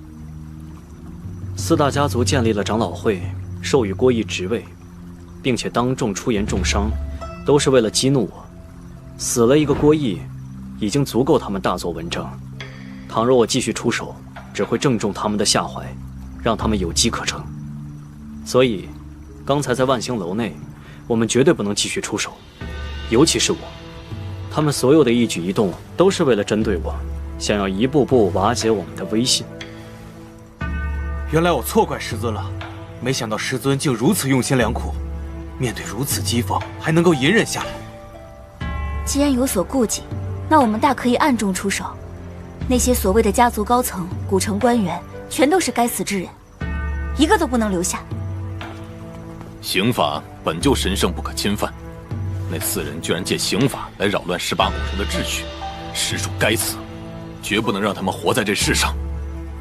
今夜之事刚结束，你们就暗中出手，这无疑是在昭告天下，我们就是行凶之人。如此一来，我们所做的一切都将功亏一篑，18古城之乱也将无法平息。那今日的屈辱，我们要闷声隐忍下来。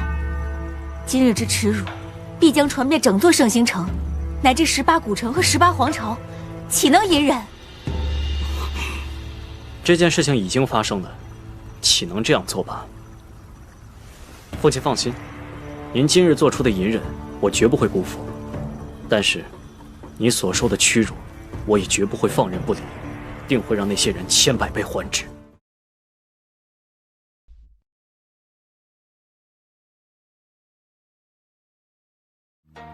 那洛云在圣星城实行严令，让我的面点店生意非常难做。倘若不是4位家主手段莫测，我们也无法发泄心头之恨。让我们举起酒杯，敬4位家主一杯。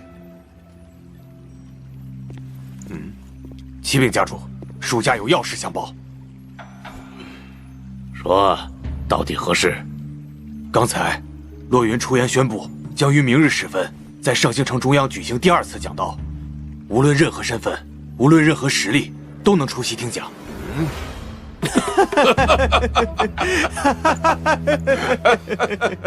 第1次讲道，洛云糊弄了一群毛头孩子，引来无数人的嗤笑讥讽。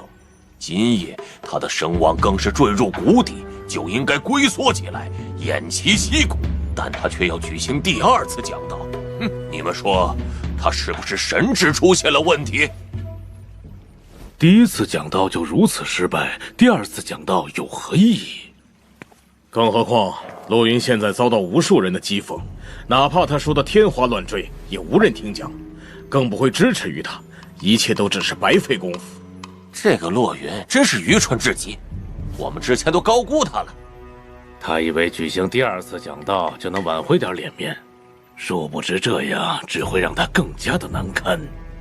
不过，这对我们也是一件好事，何乐而不为？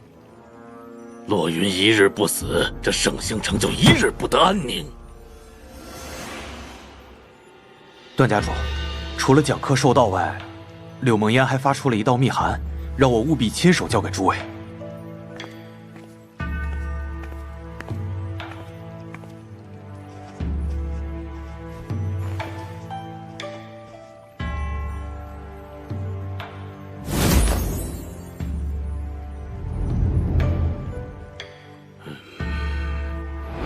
4位家主，这卷轴到底有何玄妙？卷轴的内容很简单，那柳梦烟要邀请各大家族的高层人物，一同商议18古城和18皇朝的势力划分。至于地点，则是在风流居。这张卷轴的出现，赫然说明了一个道理：那就是18古城之乱和今日之事，让柳梦烟看到了各大家族的强大凝聚力，心中深知洛云根本无法瓦解各大家族，更无法执掌18古城，所以身为母亲的她才会出此下策，对我们做出妥协，从而帮助洛云缓解尴尬局面。商议势力划分，换言之，就是商议如何分配势力，这是洛云唯一能做的事情。否则的话，18古城之乱将会越来越严重，最后将危及整个万剑阁。商议势力划分固然是一件好事，但要捋清此事需要花费大量时间，而且商议地点是在风柳居，是否会有诈呀？就算有诈，洛云又能如何？18古城之乱跟我们没有任何关系，皆由那些家族的年轻一辈引起。我以大肆出言嘲讽，也跟我们毫无关系。难道他还能一次杀了我们？更何况，如果洛云要动手，他也不会让柳梦烟发出密函，直接大手一挥，让武敬血率3000敬天军杀来便是，何必这般麻烦？如此说来，这场所谓的商议，实则是尾声妥协。今夜洛云面对着我们，都选择了忍气吞声。现在的他，除了继续妥协之外，难道还有其他的选择？今晚我们便召集各大家族的高层，浩浩荡荡地前往风柳居。我就不信，洛云还敢玩什么花招。好，有4大长老在此，那洛云定不敢做出什么出格之事。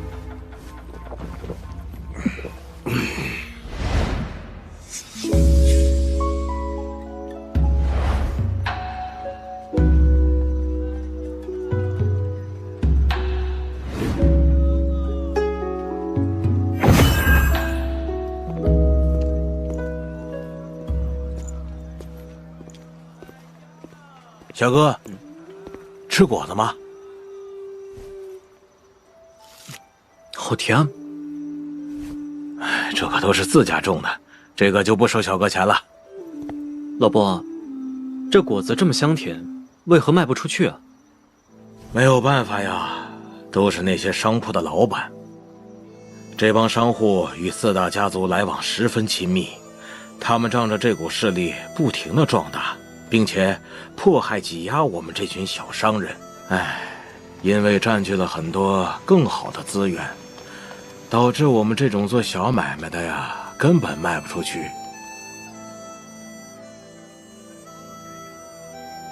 你们一直是这样吗？是啊。其实前一段时间，那个新的阁主来到我们圣星城时，我们还以为他能够为我们带来希望，但现在来看，还是4大家族的权势更大呀。唉。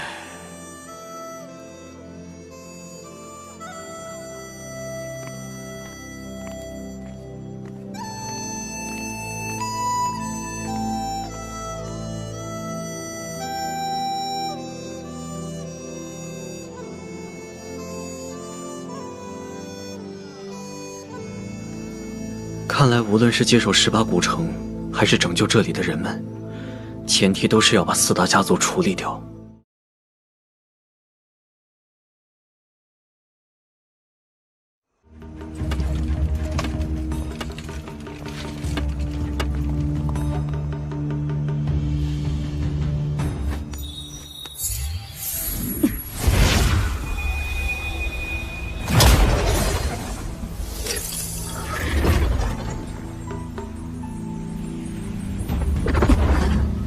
这灾祸领主竟如此消耗灵力，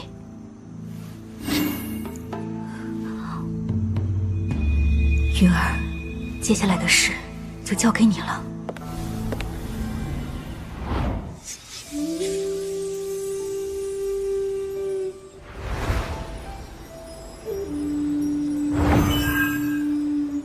没想到母亲说的竟是真的，4大家族手中仍然有一张能够对付我的底牌。而这底牌就在我眼前这振兴殿之中。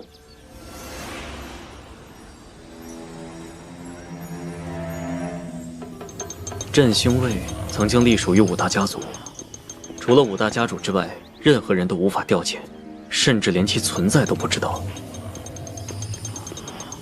当日，万剑阁和星辰古宗血战，古繁星所统帅的一众强者，来自于18古城，镇星卫则是镇守18古城，暗中保护。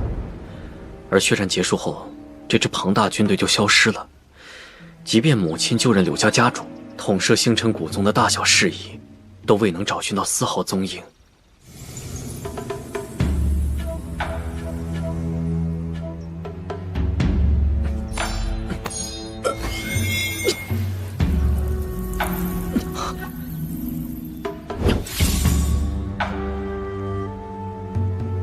这大门竟然被一众剑阵封印，果然有蹊跷。这4大家族为何要将一处远在荒野中的宫殿施加如此等级的剑阵？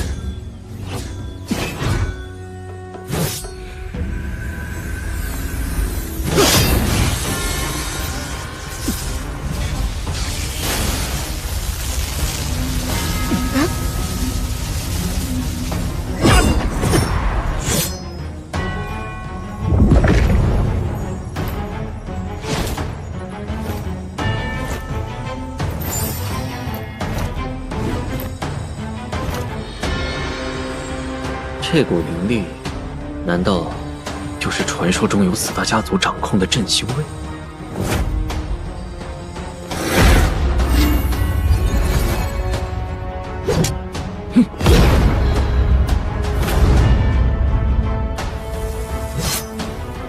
这镇星卫实力强勇，我还是先回到万剑阁，等想好对策再前来讨伐吧。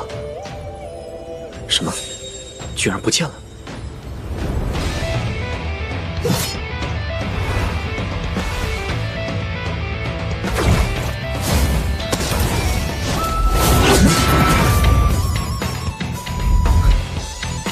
好强劲的力量！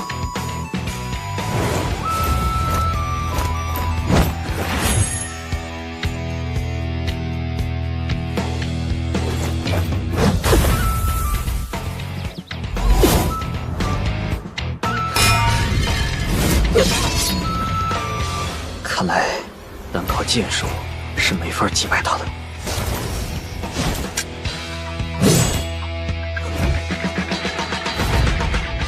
浮动，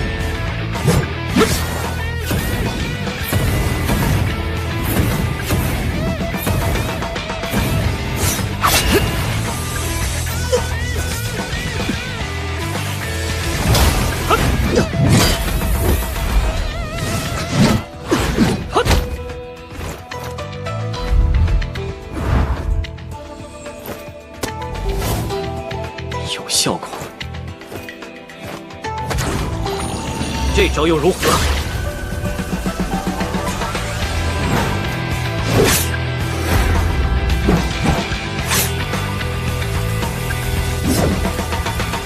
一闪！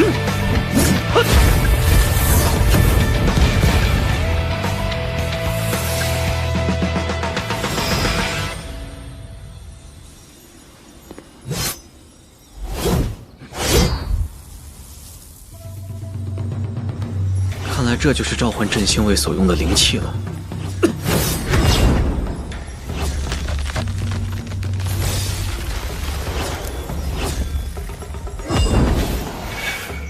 这下4大家族已经失去了所有的顶牌。我现在倒是想要看看，你们还能有什么花招。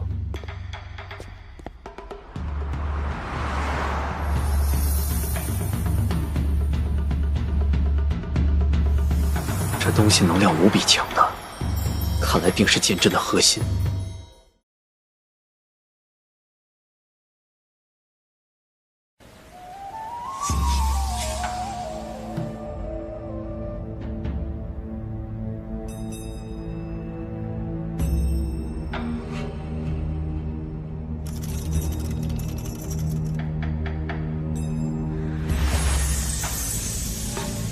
这东西能量无比强大，看来定是剑阵的核心。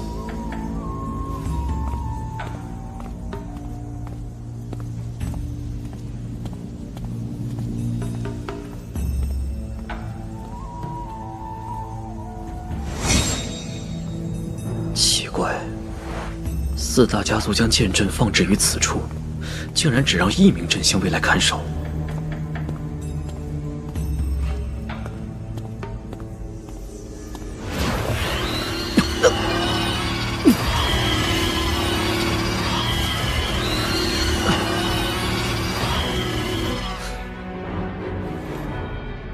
灵海巨型蝙蝠，为何这里会有这种级别的魔兽？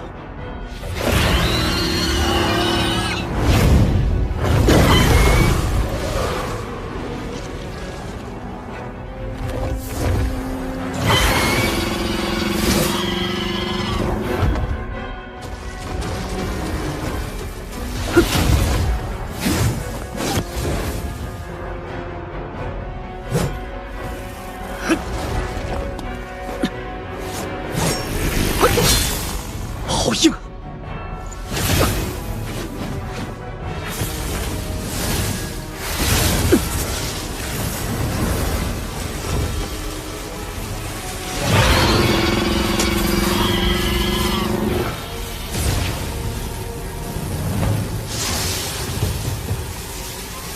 风雷！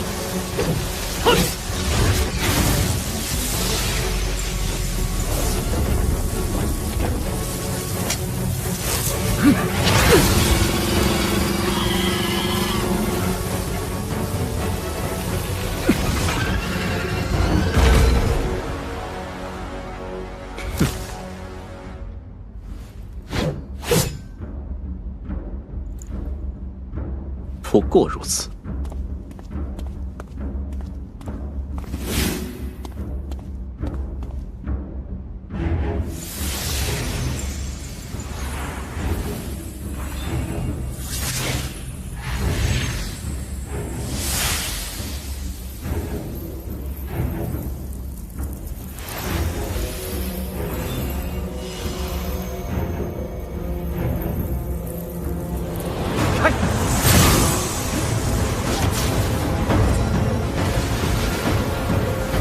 给我破！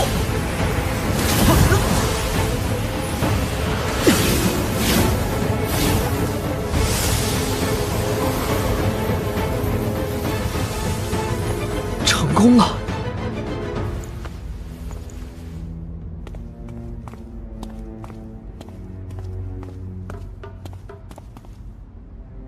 没错，这剑阵已破。这下。看四大家族还有什么力量与我一斗？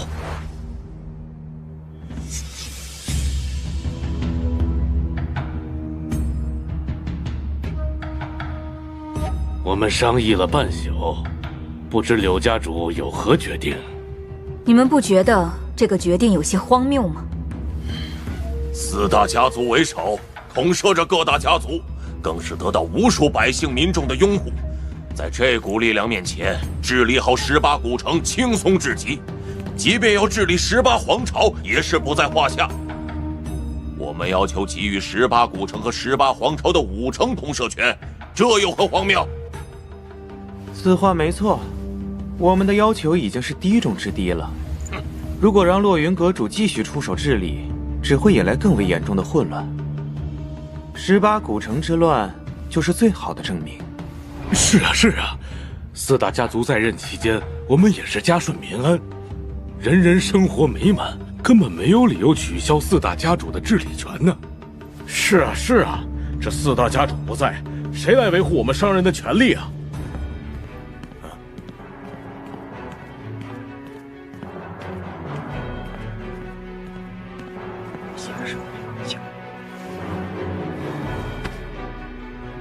你下去吧。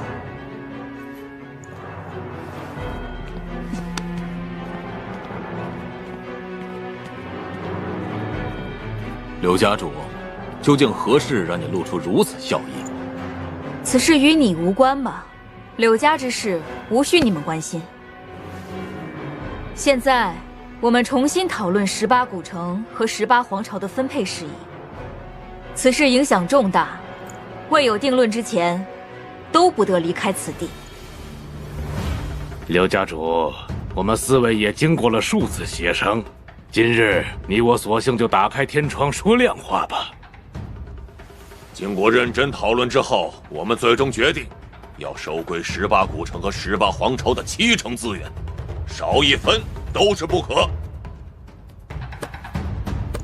而且，这70%资源的交接事宜必须在7日内完成，不可拖延时间。至于交接事宜，必须由洛云阁主亲手操办，而且还要当众给予。70%资源，阁主亲手操办，还要当众给予，你们未免也太异想天开了吧？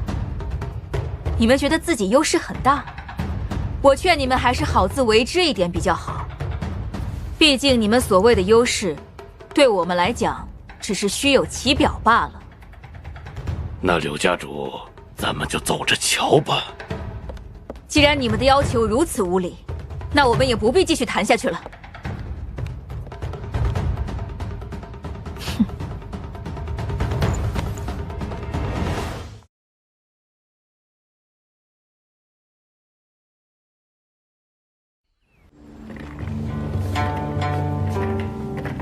待我得到庞大资源，这圣星城就将有我的一席之地。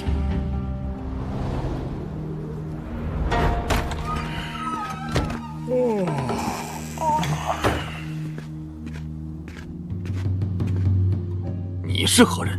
为何闯入我的庭院？原来是莫家主，失敬失敬。10日前，我已经在万剑阁分部签订契约，并缴纳了灵石，正式购得这一处庭院。一派胡言！莫家主，这是房契。房契？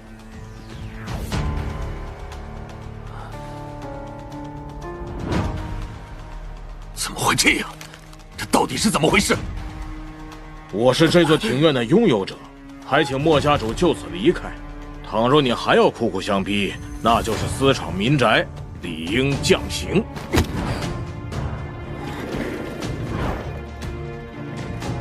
圣星城内从未出现过房契一说，在这段时间内，圣星城肯定是发生了什么大事。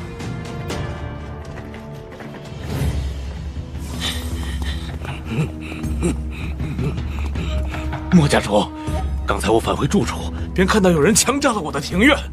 我本想出手严惩一番，岂料他们居然拿出了一张房契，将我强行赶了出来。什么？你的庭院也被强占了？也？难道说，欧家主，你的庭院也被强占了？你们怎么知道？不仅仅是庭院，我的3处阁楼、5间商铺全都被强占了。更恼火的是，那些人手中都有所谓的契约，还说是得到了万剑阁的支持，让我不得靠近半分。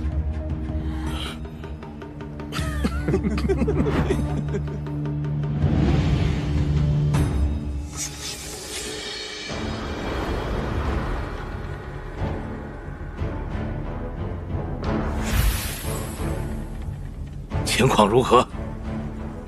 启禀段家主，经过我们的调查，洛云在第2次讲道中，当众颁布了一系列的改革举措。简而言之，就是收归18古城的所有地产、商业以及权势，并且将这些划分开来，交予每一位百姓民众。洛云居然强占了我的地产和商铺，并且还将这些资源都卖给了百姓民众。他凭什么？我族传承了数百年，资源何其浑厚，现在仅过去大半个月，我不服，我不服啊！如此举动完全不符合刑法之道，难道他就不怕引来众怒吗？洛云的举动，我们绝不能容忍。是我的东西，我一定要拿回来。莫家主且慢，我刚才收集情报的时候，遇到了不少家族之人。我当即发出邀请，想让他们一同出手，抵制洛云的暴行。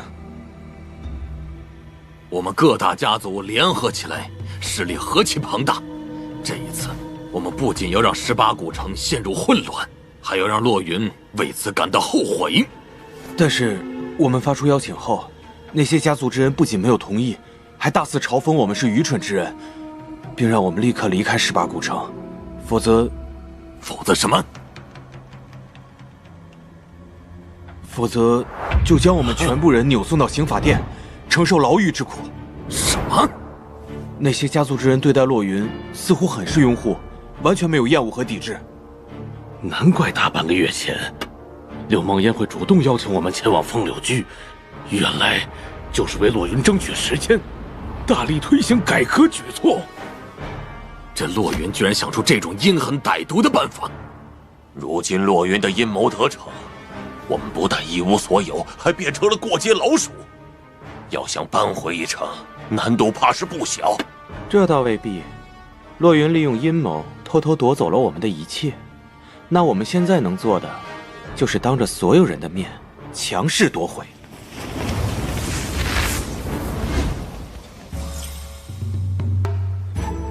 没想到竟然如此顺利。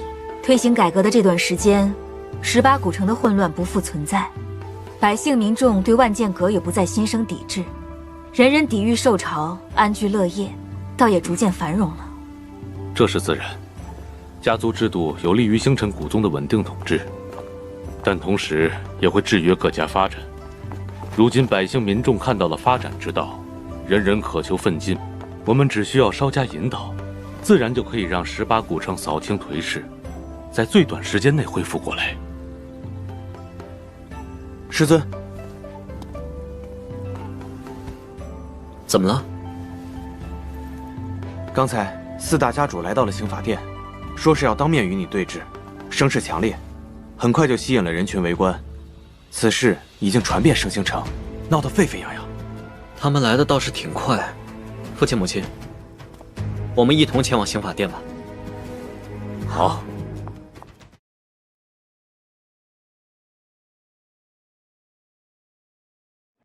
星辰古宗传承数千年，自建宗伊始就立下宗族和5大家族，宗族统摄全局，5大家族则管理18古城的规矩，因而18古城的一切事务都属于5大家族，此乃立宗之本。血战后，各大家族高层全力经营，挽救18古城的颓势，眼看有所起色，你却将18古城的权力收于囊中，还大肆划分，搞得18古城支离破碎。枉你身上也流淌着家族之血，却做出这种丧尽天良的愚蠢之事。现在，我们4人不但要收回一切，还要剥夺你的权力和地位。唯有如此，才对得起星辰古宗的先祖英魂。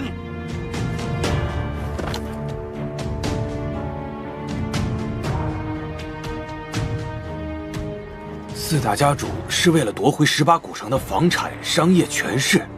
如此说来，他们是要回到往日的家族制度。倘若真是如此，那我们之前付出的灵石和资源，岂不是变成了白费？不仅如此，他们还要剥夺洛云的权力和地位。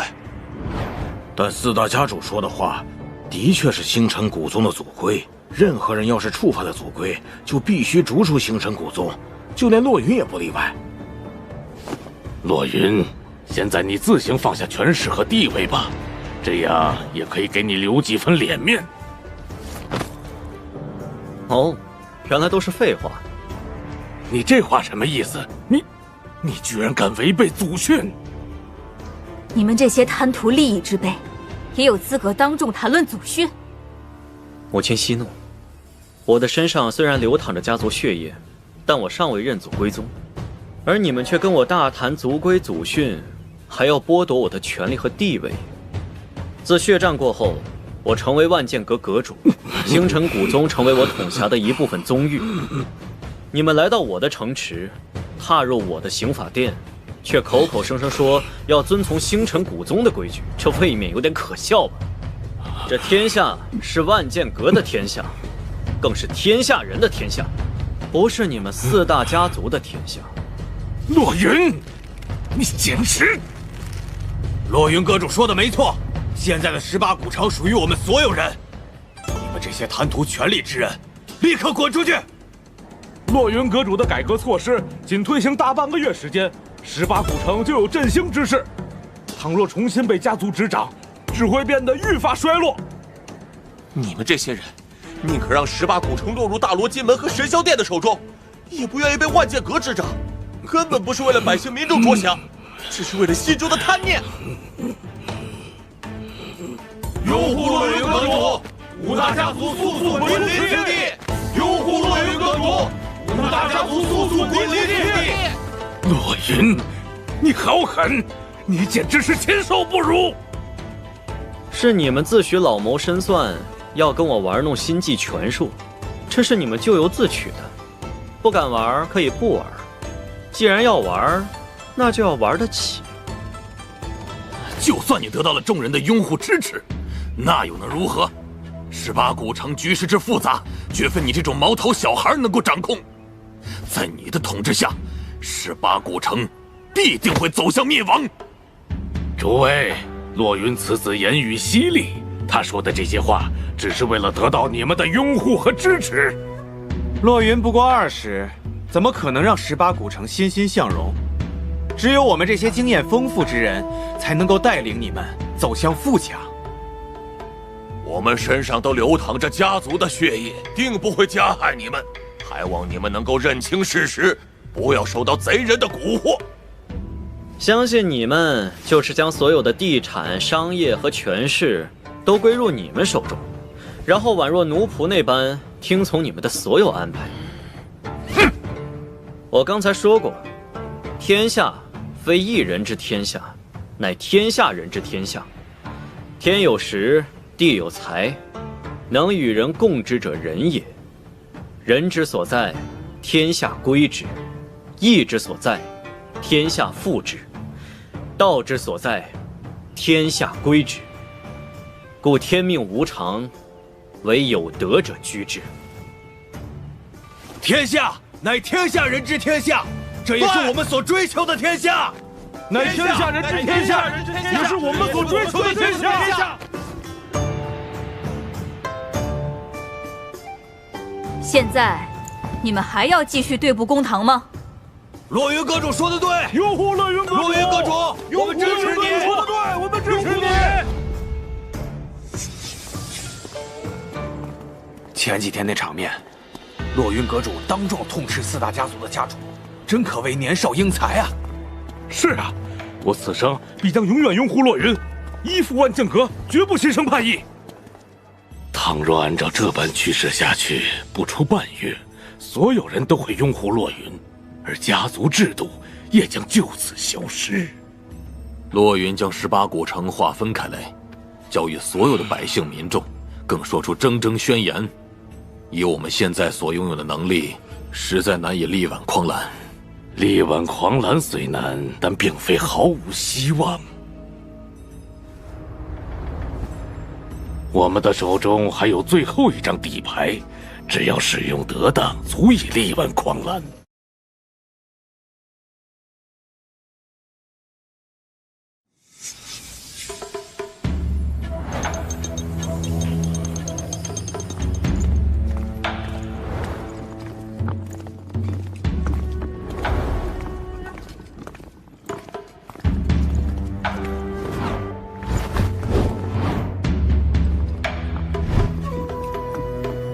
究竟是谁破了我们的剑阵核心？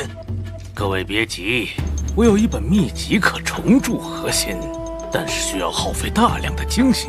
只要能杀了落云小儿，别说精血了，就是半条命也愿意搭上。是啊，他不仅剥夺了我们的财物，还将我们打成过街老鼠。此等深仇大恨，岂能罢休？好。那我们现在就开始重铸剑阵核心。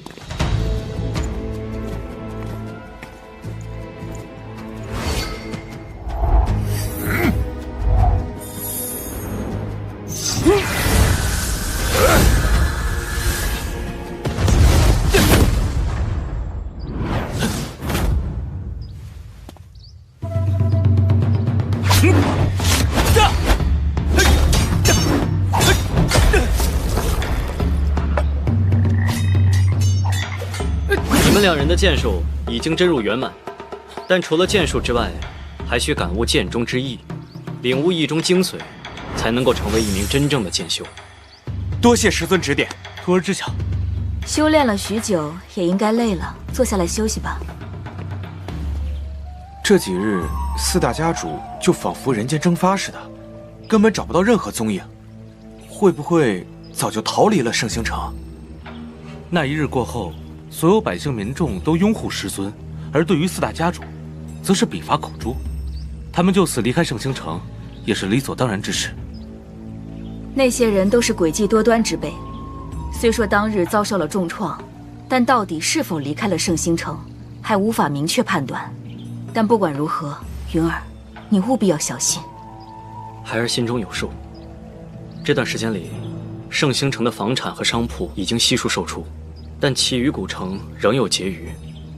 为了收集到更多资源，孩儿想让母亲前往各大古城，着手处理此事。至于你们2人，则陪同母亲一同前往。前一段时间，边境地带再度出现了大罗金门和神霄殿的踪影。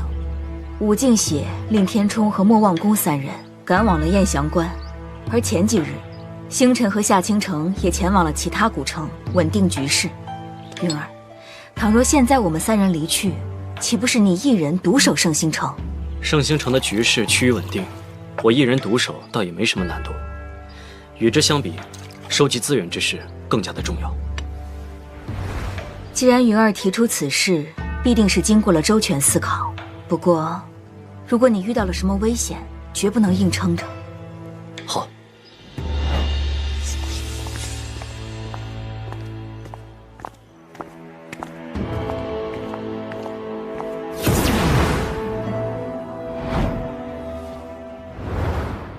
你确定看到他们3人离开了圣星城？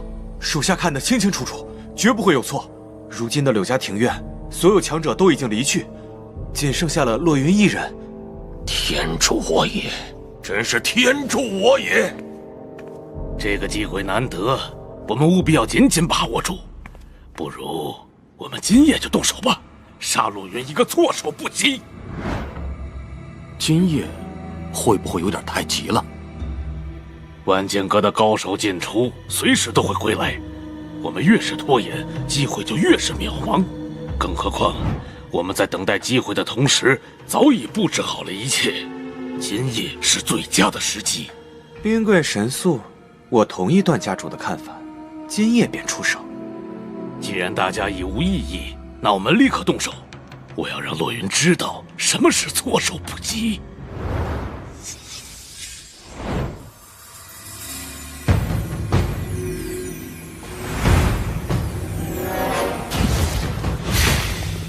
没想到他们竟然重铸了剑阵核心。也好，这一次将会是他们最后的机会，必将倾巢而出，爆发出最为强横的一击，以至于让我冥冥中感觉到了强烈危机。我费尽心思营造出如此局面，目的就是让4大家主动用最强底牌，这样才能够将这一根尖刺彻彻底底的拔出，再无后顾之忧。要知道，边境局势越来越严峻，营救刘翔的急迫感也越来越强盛。我没有时间了。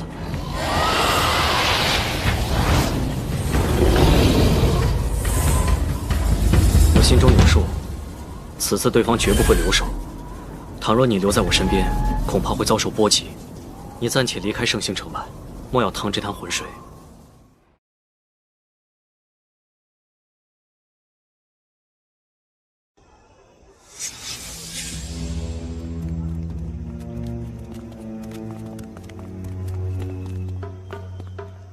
今日洛云阁主突然下令关闭圣星城的所有城门，这到底是为何？而且圣星城各处各地都弥漫出一股肃杀气息。这是军队，是阵型卫。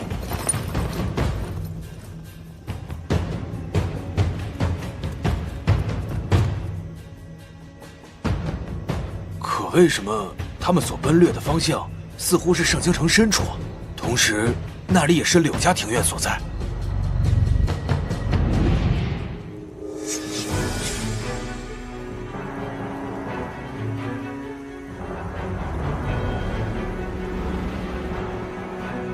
五战！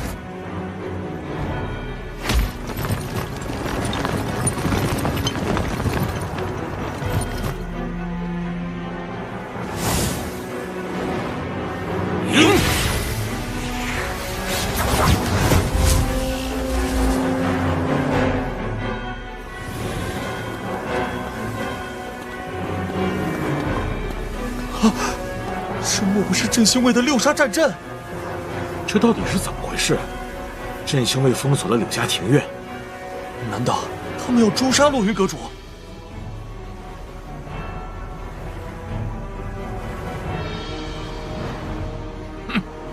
18个镇星卫已经布阵封庭，6方战阵已成，还请落云阁主出来受死。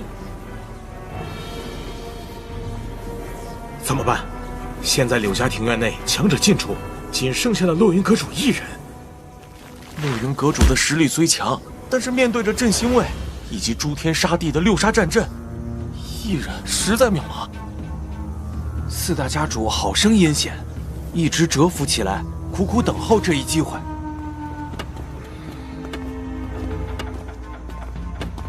洛云，还不速速出来受死！洛云，你就要死到临头了，居然还在装神弄鬼，真是愚蠢至极！装神弄鬼，你们这些人也配？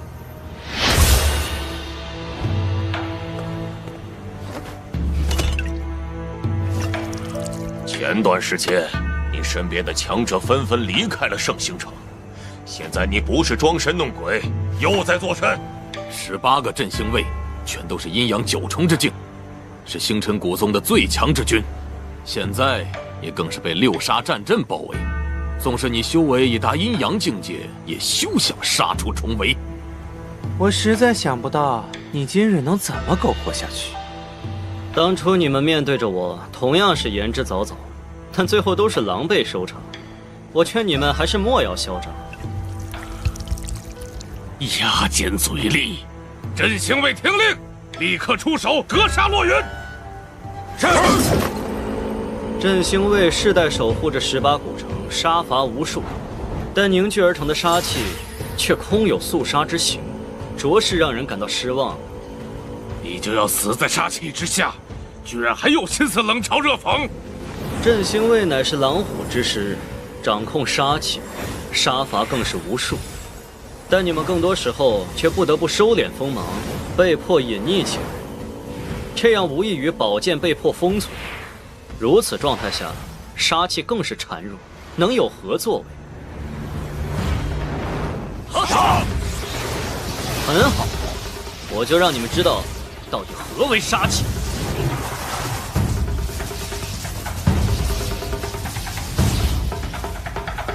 怎么了？六杀战阵的气息似乎变弱了。散！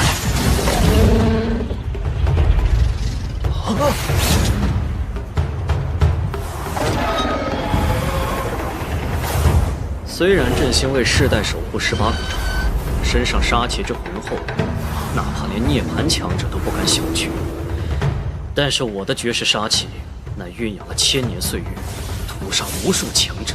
诛灭了无穷生灵，他们在此等杀气面前不过尔尔。六杀战阵就这样被破了？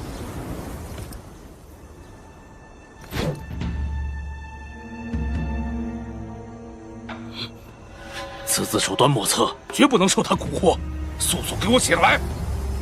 洛云，你能依靠杀气打破六杀战阵，的确让人惊诧。 但这又如何？你赢得了气势，终究还是难逃一死。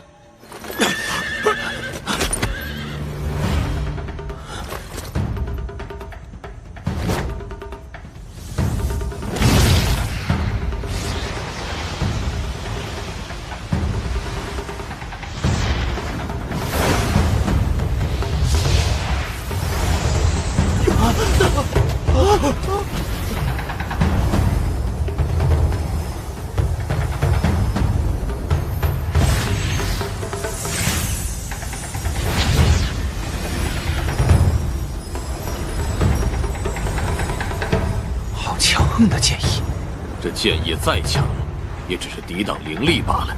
庭院内仅有洛云一人，他休想苟活。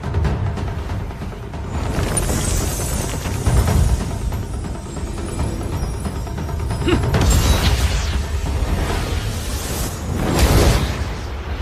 大局已定，动寻死不成？振兴卫乃是18古城的守护者，我从4大家主的手中将18古城的一切都夺了回来，并无私施于你们。此时此刻，你们却要帮助4大家主在此围杀于我。你们到底是在守护18古城，还是在毁灭18古城？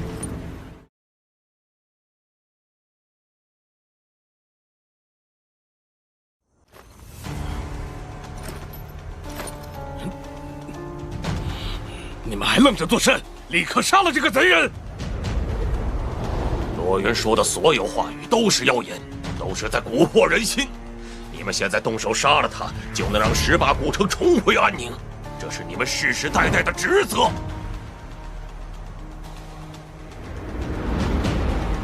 现在，我们换一个角度，倘若你们今日不反我，局势又会如何？众人皆知，大罗金门和神霄殿对万剑阁和星辰古宗极为觊觎，而此时此刻，庞大兽潮笼罩住18古城，恰好能让万剑阁和星辰古宗融为一体。我们不仅能抵御这2大宗门的侵袭，甚至还能将其击败。这难道不是你们所想要看到的吗？振兴卫镇守星辰古宗，守护18古城，固然值得世人称赞。但你们扪心自问，这可是你们所追求的毕生目标。为剑，就应该斩天地，灭诸敌。倘若一直藏匿在剑鞘之中，那跟一根枯木有什么区别？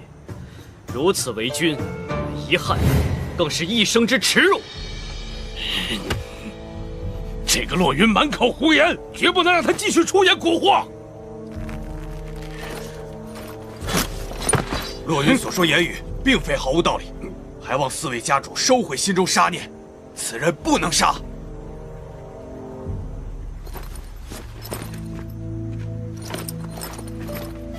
望4位家主收回心中杀念，此人不能杀。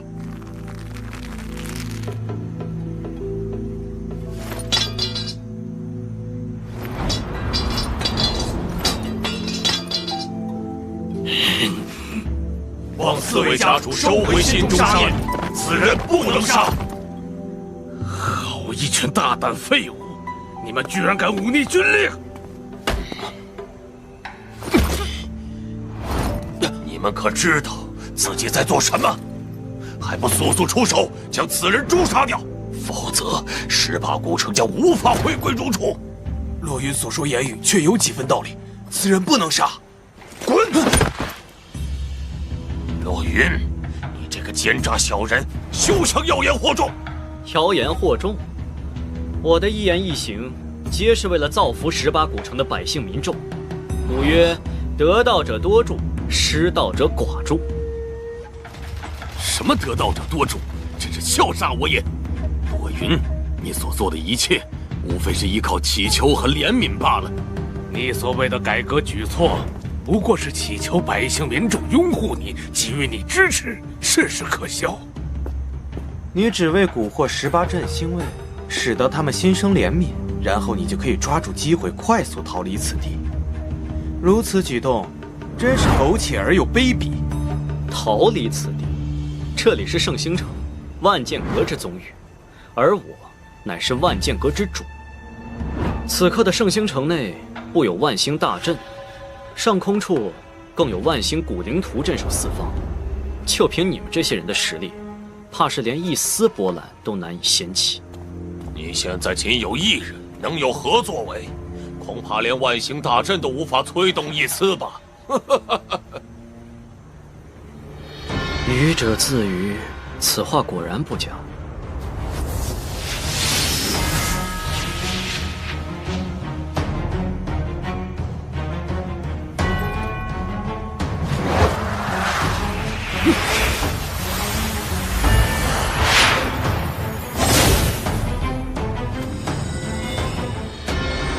万星大阵，起！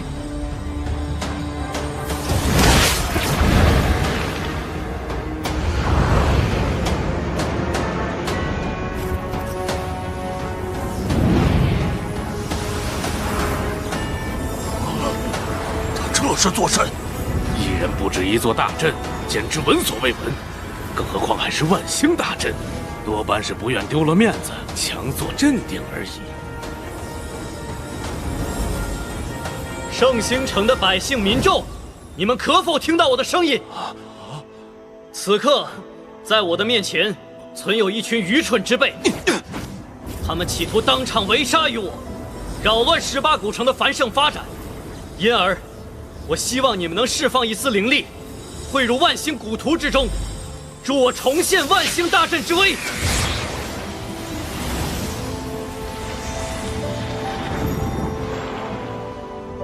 仅凭借一眼就想得到众人相助，洛云也太自以为是了。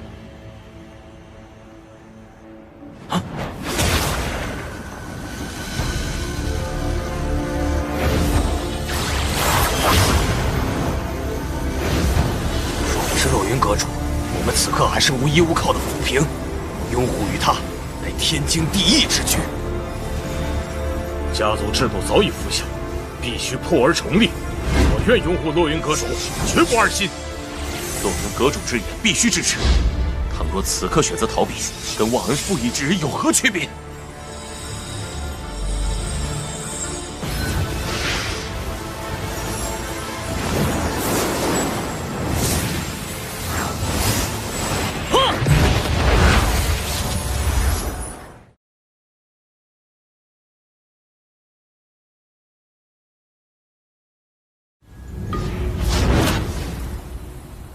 现在，你们是否还觉得我是穷穷艺人？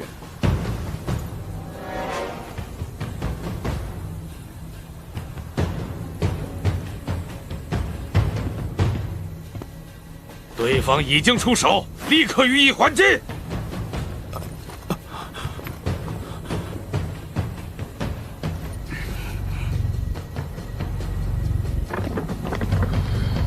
朕，哼！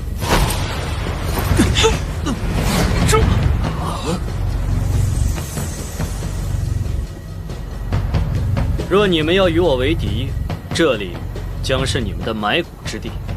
从此以后，振兴卫之名不复存在。若你们归顺于我，我将带你们上阵杀敌，得到属于振兴卫的真正荣耀。属于振兴卫的真正荣耀。自古以来，振兴卫隶属于家族，唯我们能够发号施令。倘若你们叛变，那就没资格自称振兴卫。武者修炼，只为追求自己所要走的路。什么自古以来，什么振兴卫，都只是虚浮名号而已，又岂能被重重束缚住？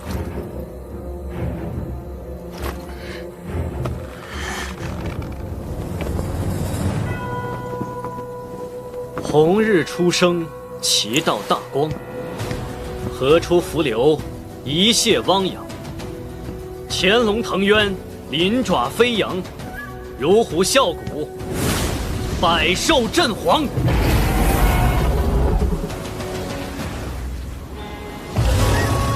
天戴其苍，地履其黄。纵有千古，横有八荒。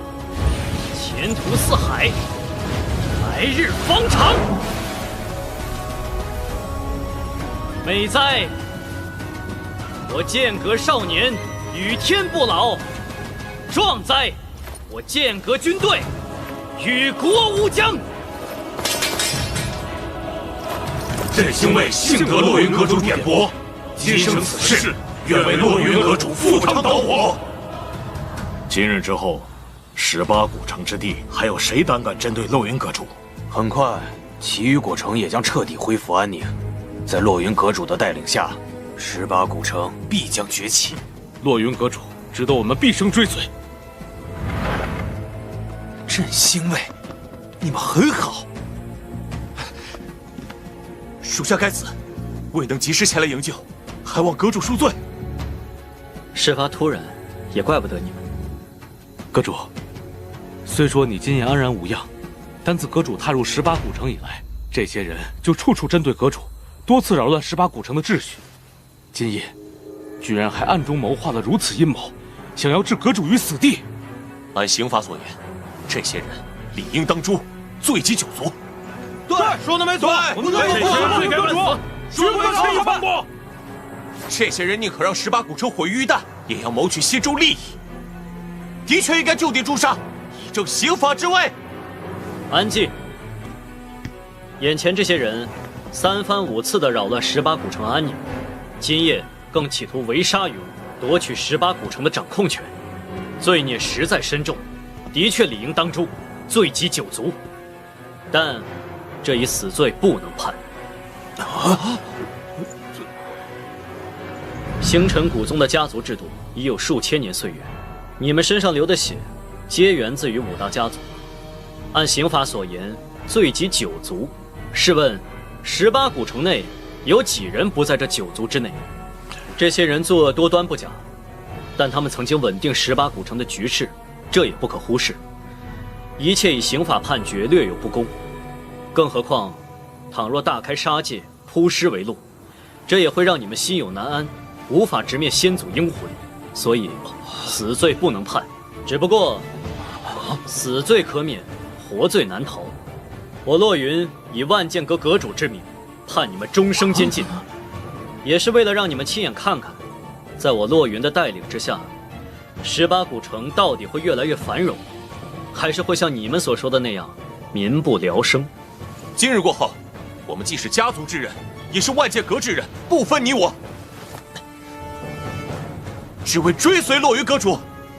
能有如此领导之人，夫复何求？18古城必将兴盛崛起，再现昔日之荣光。我甘愿世代追随洛云阁主，此生绝不背叛。杀了眼前这些人，的确可以发泄恨意，但对于18古城的千千万万家族之人，必将人人自危。相反，今日不杀这些人，却可以让所有百姓民众卸下最后一道心防，心甘情愿地归入万剑阁。洛云，现在我承认，就算我们4人联手，也远远不敌你。但你最终依旧不敢杀我们，也永远发泄不了心中的怒气，这也足够了。是吗？生不代表能够侥幸苟活于世，死也不代表饮恨落九泉。生与死之间，还有生不如死。